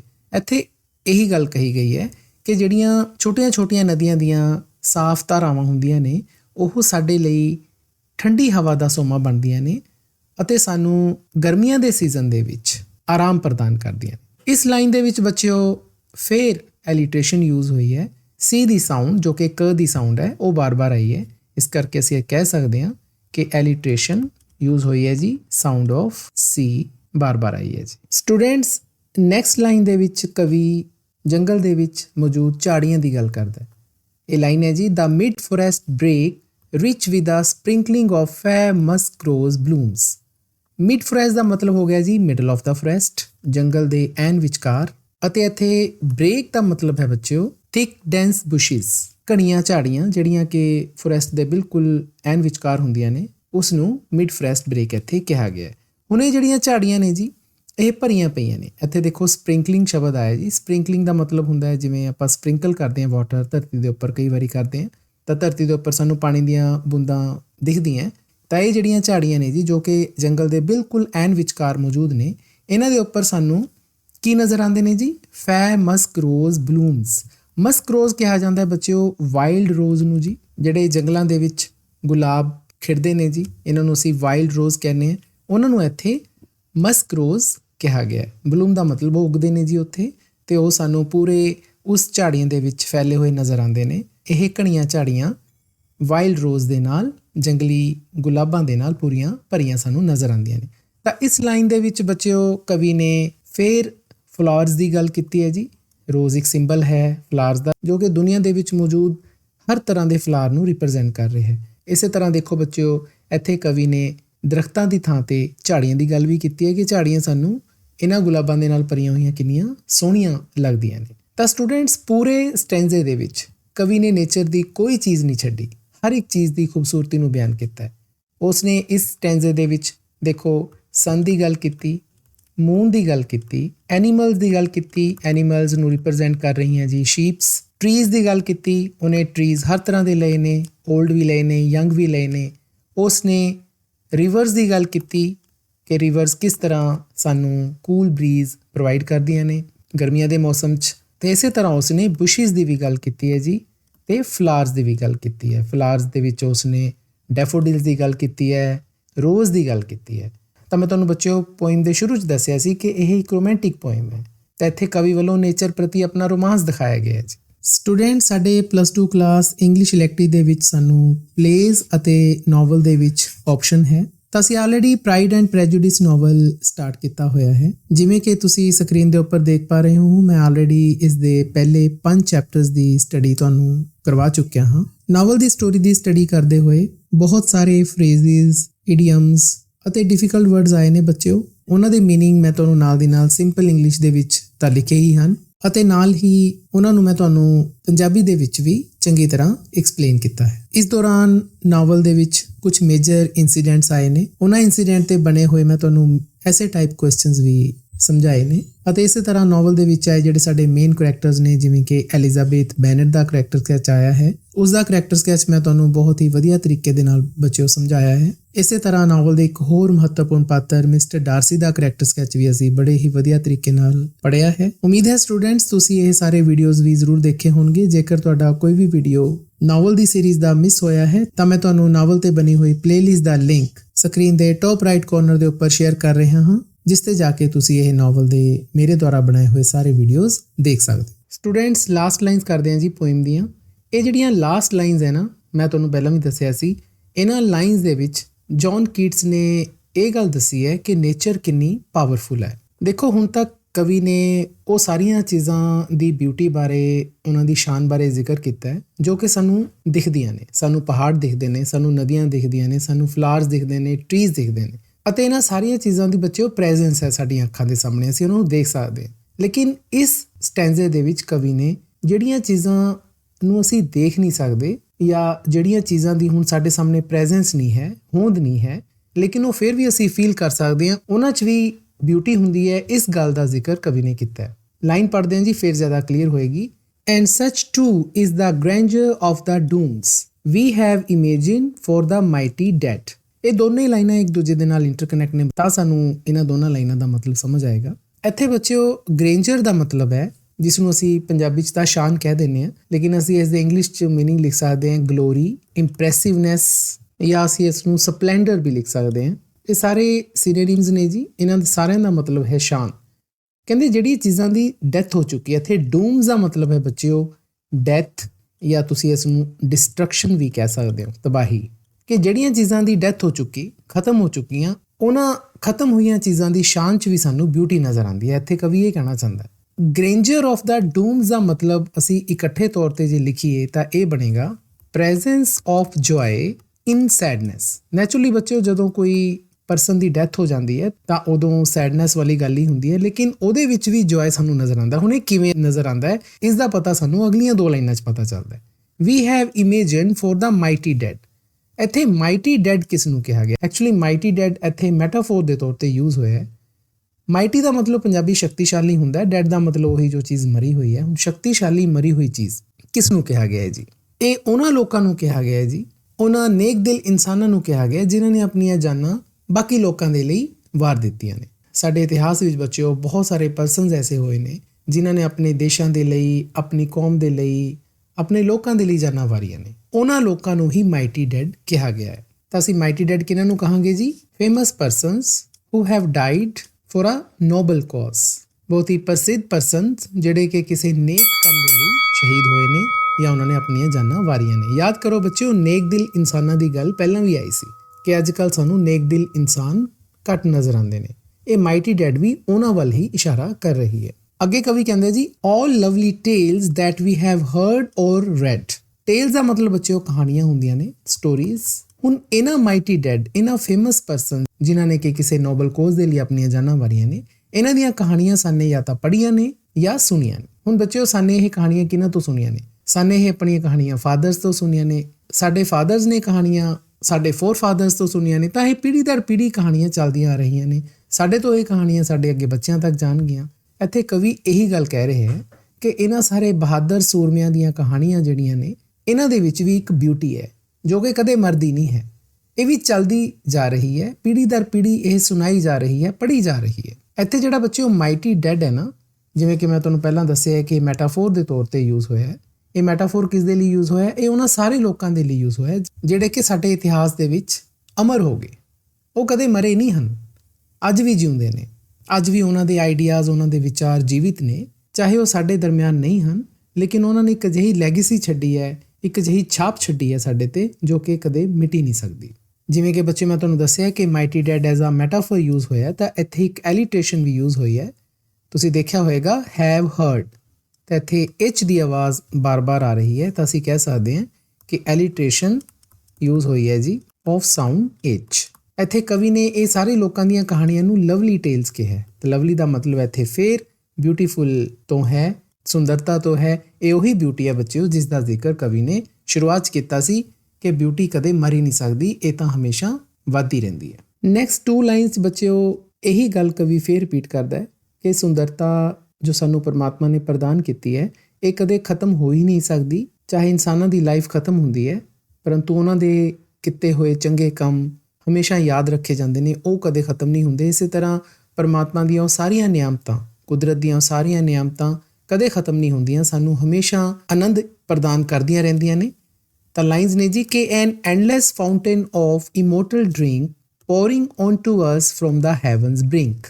ਐਂਡਲੈਸ ਦਾ ਮਤਲਬ ਹੁੰਦਾ ਬੱਚਿਓ ਨੈਵਰ ਐਂਡਿੰਗ, ਜਿਹੜੀ ਕਿ ਚੀਜ਼ ਕਦੇ ਖਤਮ ਹੋ ਹੀ ਨਹੀਂ ਸਕਦੀ। ਫਾਊਂਟੇਨ ਮਤਲਬ ਬੱਚਿਓ ਤੁਹਾਨੂੰ ਪਤਾ ਹੈ ਕਿ ਇੱਕ ਫੁਆਰੇ ਨੂੰ ਕਿਹਾ ਜਾਂਦਾ ਹੈ। ਇੱਥੇ ਇਮੋਰਟਲ ਡਰਿੰਕ ਦਾ ਕੀ ਮਤਲਬ ਹੈ? ਇਮੋਰਟਲ ਦਾ ਮਤਲਬ ਤਾਂ ਵੈਸੇ ਹੁੰਦਾ ਬੱਚਿਓ ਲਿਵਿੰਗ ਫੋਰਐਵਰ, ਜਿਹੜੀ ਚੀਜ਼ ਹਮੇਸ਼ਾ ਜਿਉਂਦੀ ਰਹਿੰਦੀ ਹੈ, ਤੇ ਡਰਿੰਕ ਤਾਂ ਬੱਚਿਓ ਵੈਸੇ ਕਿਸੇ ਪੀਣ ਵਾਲੀ ਚੀਜ਼ ਨੂੰ ਕਿਹਾ ਜਾਂਦਾ ਹੈ। ਲੇਕਿਨ ਇੱਥੇ ਇਮੋਰਟਲ ਡਰਿੰਕ ਇੱਕ ਮੈਟਾਫੋਰ ਦੇ ਤੌਰ ਤੇ ਯੂਜ਼ ਹੋਇਆ। ਇਹ ਮੈਟਾਫੋਰ ਕੀ ਹੈ? ਇਸ ਦਾ ਮਤਲਬ ਸਾਨੂੰ ਦੂਜੀ ਲਾਈਨ ਤੋਂ ਜ਼ਿਆਦਾ ਕਲੀਅਰ ਹੋਏਗਾ ਕਿ ਇਹ ਜਿਹੜਾ ਇਮੋਰਟਲ ਡਰਿੰਕ ਹੈ ਜੋ ਕਿ ਕਦੇ ਨਾ ਖਤਮ ਹੋਣ ਵਾਲਾ ਡਰਿੰਕ ਹੈ, ਇਹ ਸਾਨੂੰ ਮਿਲ ਰਿਹਾ ਹੈ ਪੋਰਿੰਗ ਔਨ ਟੂ ਅਸ। ਪੋਰਿੰਗ ਦਾ ਮਤਲਬ ਹੁੰਦਾ ਬੱਚਿਓ ਫਲੋਇੰਗ। ਜਿਵੇਂ ਕੋਈ ਤਰਲ ਚੀਜ਼ ਬੱਚਿਓ ਫਲੋ ਕਰਦੀ ਹੈ ਤਾਂ ਸਾਨੂੰ ਫਲੋ ਕਰਦਾ ਹੋਇਆ ਧਰਤੀ ਤੇ ਮਿਲ ਰਿਹਾ ਹੈ। ਕਿੱਥੋਂ ਮਿਲ ਰਿਹਾ ਹੈ? From the ਹੈਵਨਸ ਬ੍ਰਿੰਕ। ਹੈਵਨ ਬੱਚਿਓ ਸਵਰਗ ਨੂੰ ਕਿਹਾ ਜਾਂਦਾ ਹੈ ਅਤੇ ਬ੍ਰਿੰਕ ਦਾ ਮਤਲਬ ਹੁੰਦਾ ਹੈ ਐਜ, ਕਿਨਾਰਾ। ਤਾਂ ਇੱਥੇ ਬੱਚਿਓ ਹੈਵਨਸ ਬ੍ਰਿੰਕ ਵੀ ਇੱਕ ਮੈਟਾਫੋਰ ਦੇ ਤੌਰ ਤੇ ਯੂਜ਼ ਹੋਇਆ ਹੈ। ਹੈਵਨਸ ਬ੍ਰਿੰਕ ਸਵਰਗ ਦੇ ਕਿਨਾਰੇ ਨੂੰ ਕਿਹਾ ਗਿਆ। ਸਾਨੂੰ ਪਤਾ ਹੈ ਸਵਰਗ 'ਚ ਕੌਣ ਰਹਿੰਦਾ ਹੈ ਜੀ? ਪਰਮਾਤਮਾ ਰਹਿੰਦਾ ਹੈ। ਤਾਂ ਇਹਦਾ ਮਤਲਬ ਹੈਵਨਸ ਬ੍ਰਿੰਕ ਇੱਥੇ ਜਿਹੜਾ ਮੈਟਾਫੋਰ ਹੈ ਇਹ ਯੂਜ਼ ਹੋਇਆ ਜੀ ਹੋਮ ਆਫ ਗੋਡ ਦੇ ਲਈ, ਪਰਮਾਤਮਾ ਦਾ ਘਰ। ਤਾਂ ਪਰਮਾਤਮਾ ਦੇ ਘਰ ਤੋਂ ਜੀ ਇੱਕ ਡਰਿੰਕ ਹੈ ਜਿਹੜਾ ਇਮੋਰਟਲ ਡਰਿੰਕ ਹੈ, ਉਹ ਸਾਨੂੰ ਲਗਾਤਾਰ ਮਿਲੀ ਜਾ ਰਿਹਾ ਧਰਤੀ ਤੇ। ਤਾਂ ਇਮੋਰਟਲ ਡਰਿੰਕ ਕਿਹੜਾ ਹੋਇਆ ਜੀ? ਇਹ ਵੀ ਤੁਹਾਨੂੰ ਦੱਸਿਆ ਜਿਵੇਂ ਪਹਿਲਾਂ ਮੈਂ ਕਿ ਮੈਟਾਫੋਰ ਦੇ ਤੌਰ ਤੇ ਯੂਜ਼ ਹੋਇਆ। ਇਹ ਹੋ ਗਿਆ ਜੀ ਡਰਿੰਕ ਆਫ ਗੋਡ। ਤੇ ਡਰਿੰਕ ਆਫ ਗੋਡ ਨੂੰ ਤੁਸੀਂ ਕੀ ਕਹਿ ਸਕਦੇ ਹੋ ਬੱਚਿਓ? ਅਸੀਂ ਆਮ ਆਪਣੀਆਂ ਧਾਰਮਿਕ ਗ੍ਰੰਥਾਂ ਦੇ ਵਿੱਚ ਇਸ ਦਾ ਨਾਮ ਦੇਖਦੇ ਹਾਂ ਅੰਮ੍ਰਿਤ। ਇਹ ਜਿਹੜਾ ਅੰਮ੍ਰਿਤ ਰੂਪੀ ਜਿਹੜਾ ਡਰਿੰਕ ਹੈ ਇਹ ਸਾਨੂੰ ਪਰਮਾਤਮਾ ਤੋਂ ਲਗਾਤਾਰ ਮਿਲੀ ਜਾ ਰਿਹਾ ਹੈ। ਇਹ ਸਾਡੀ ਧਰਤੀ ਤੇ ਸਾਨੂੰ ਹਮੇਸ਼ਾ ਮਿਲਦਾ ਰਹਿੰਦਾ ਹੈ। ਇੱਥੇ ਕਿਹੜੇ ਇਮੋਰਟਲ ਡਰਿੰਕ ਦੀ ਗੱਲ ਕੀਤੀ ਗਈ ਹੈ ਜੀ? ਨੇਚਰ ਦੀ ਖੂਬਸੂਰਤੀ ਦੀ ਗੱਲ ਕੀਤੀ ਗਈ ਹੈ। ਇਹਦੇ ਵਿੱਚ ਇਹ ਸਾਰੀਆਂ ਚੀਜ਼ਾਂ ਆ ਜਾਂਦੀਆਂ ਨੇ ਜੀ ਜੋ ਹੁਣ ਤੱਕ ਅਸੀਂ ਪੜ੍ਹੀਆਂ ਨੇ। ਝਰਨੇ, ਪਹਾੜ, ਨਦੀਆਂ, ਪੰਛੀ, ਜਾਨਵਰ, ਈਵਨ ਕਿ ਨੇਕ ਦਿਲ ਇਨਸਾਨ, ਇਹ ਸਾਰੀਆਂ ਚੀਜ਼ਾਂ ਪਰਮਾਤਮਾ ਸਾਨੂੰ ਕਿਸੇ ਨਾ ਕਿਸੇ ਰੂਪ 'ਚ ਹਮੇਸ਼ਾ ਦੇਈ ਜਾਂਦਾ ਹੈ। ਇਹ ਸਾਰੀਆਂ ਚੀਜ਼ਾਂ ਸਾਨੂੰ ਪਰਮਾਤਮਾ ਹਮੇਸ਼ਾ ਪ੍ਰਦਾਨ ਕਰਦਾ ਰਹਿੰਦਾ ਹੈ। ਇਹ ਕਦੇ ਖਤਮ ਨਹੀਂ ਹੁੰਦੀਆਂ। ਨੇਚਰ ਹਮੇਸ਼ਾ ਖੂਬਸੂਰਤ ਬਣੀ ਰਹਿੰਦੀ ਹੈ ਜੀ। ਤੇ ਨੇਚਰ ਦੀ ਇਸ ਖੂਬਸੂਰਤੀ ਨੂੰ ਬੱਚਿਓ ਅਸੀਂ ਹਮੇਸ਼ਾ ਇੰਜੋਏ ਕਰ ਸਕਦੇ ਹਾਂ ਅਤੇ ਇਸ ਤੋਂ ਇੰਸਪਾਇਰ ਹੋ ਸਕਦੇ ਹਾਂ ਕਿ ਜੇਕਰ ਨੇਚਰ ਇੰਨੀ ਖੂਬਸੂਰਤ ਹੋ ਸਕਦੀ ਹੈ ਤਾਂ ਅਸੀਂ ਵੀ ਆਪਣੀ ਲਾਈਫ ਨੂੰ ਉਨੀ ਖੂਬਸੂਰਤੀ ਨਾਲ ਜੀਏ, ਚੰਗੇ ਕੰਮ ਕਰੀਏ ਅਤੇ ਕੁਝ ਅਜਿਹਾ ਕਰਕੇ ਜਾਈਏ ਕਿ ਜਿਸ ਨਾਲ ਸਾਡੇ ਕੰਮਾਂ ਦੀ ਖੂਬਸੂਰਤੀ ਵੀ ਆਉਣ ਵਾਲੀਆਂ ਪੀੜ੍ਹੀਆਂ ਤੱਕ ਬਣੀ ਰਹੇ। ਉਮੀਦ ਹੈ ਸਟੂਡੈਂਟ ਤੁਹਾਨੂੰ ਸਾਰੀ ਪੋਇਮ ਚੰਗੀ ਤਰ੍ਹਾਂ ਸਮਝ ਆ ਗਈ ਹੋਏਗੀ। ਮੈਂ ਆਪਣੇ ਵੱਲੋਂ ਕਾਫੀ ਡਿਟੇਲ ਦੇ ਵਿੱਚ ਅਤੇ ਈਜ਼ੀ ਲੈਂਗੁਏਜ ਦੇ ਵਿੱਚ ਤੁਹਾਨੂੰ ਪੋਇਮ ਦੀ ਐਕਸਪਲੇਨੇਸ਼ਨ ਸਮਝਾਈ ਹੈ। ਜੇਕਰ ਫਿਰ ਵੀ ਤੁਹਾਡਾ ਕੋਈ ਡਾਊਟ ਹੈ ਤਾਂ ਤੁਸੀਂ ਮੈਨੂੰ ਕਮੈਂਟ ਸੈਕਸ਼ਨ ਵਿੱਚ ਪੁੱਛ ਸਕਦੇ ਹੋ। ਪੋਇਮ ਦੇ ਐਂਡ ਤੇ ਮੈਂ ਮੇਰੇ ਦੁਆਰਾ ਬਣਾਏ ਹੋਏ +1 ਕਲਾਸ ਇੰਗਲਿਸ਼ ਕੰਪਲਸਰੀ ਦੇ ਹੋਰ ਬਹੁਤ ਸਾਰੇ ਵੀਡੀਓਜ਼ ਦੇ ਲਿੰਕ ਤੁਹਾਨੂੰ ਸਕਰੀਨ ਦੇ ਉੱਪਰ ਸ਼ੇਅਰ ਕਰ ਰਿਹਾ ਹਾਂ। ਮੈਂ ਤੁਹਾਨੂੰ ਇਸ ਪੋਇਮ ਦੇ ਟੈਕਸਟ ਦੇ ਉੱਪਰ ਬੇਸਡ ਇੱਕ ਕੁਇਜ਼ ਵੀ ਪ੍ਰਦਾਨ ਕਰ ਰਿਹਾ ਹਾਂ। ਇਸ ਦਾ ਲਿੰਕ ਤੁਹਾਨੂੰ ਇਸ ਵੀਡੀਓ ਦੇ ਨੀਚੇ ਬਣੇ ਹੋਏ ਡਿਸਕ੍ਰਿਪਸ਼ਨ ਬਾਕਸ ਦੇ ਵਿੱਚ ਮਿਲ ਜਾਵੇਗਾ। ਤੁਸੀਂ ਉਸ ਕੁਇਜ਼ ਨੂੰ ਜ਼ਰੂਰ ਅਟੈਂਪਟ ਕਰੋ ਤਾਂ ਕਿ ਤੁਹਾਡੀ ਇਸ ਪੋਇਮ ਦੇ ਪ੍ਰਤੀ ਚੰਗੀ ਤਿਆਰੀ ਹੋਵੇ। ਤੁਹਾਨੂੰ ਪਤਾ ਹੈ ਤੁਹਾਡੇ ਐਗਜ਼ਾਮੀਨੇਸ਼ਨ ਦੇ ਵਿੱਚ ਵੀ MCQ ਬੇਸਡ ਕੁਐਸਚਨਸ ਪੁੱਛੇ ਜਾਂਦੇ ਨੇ। ਨੈਕਸਟ ਵੀਡੀਓ ਦੇ ਵਿੱਚ ਆਪਾਂ ਇਸੇ ਪੋਇਮ ਦੇ ਕੁਐਸਚਨ ਆਨਸਰਸ ਅਤੇ ਟੈਕਸਚੁਅਲ ਐਕਸਰਸਾਈਜ਼ਸ ਵਿਦ ਸੋਲੂਸ਼ਨਸ ਕਵਰ ਕਰਾਂਗੇ। ਫਿਰ ਮਿਲਦੇ ਹਾਂ ਜੀ, ਧੰਨਵਾਦ।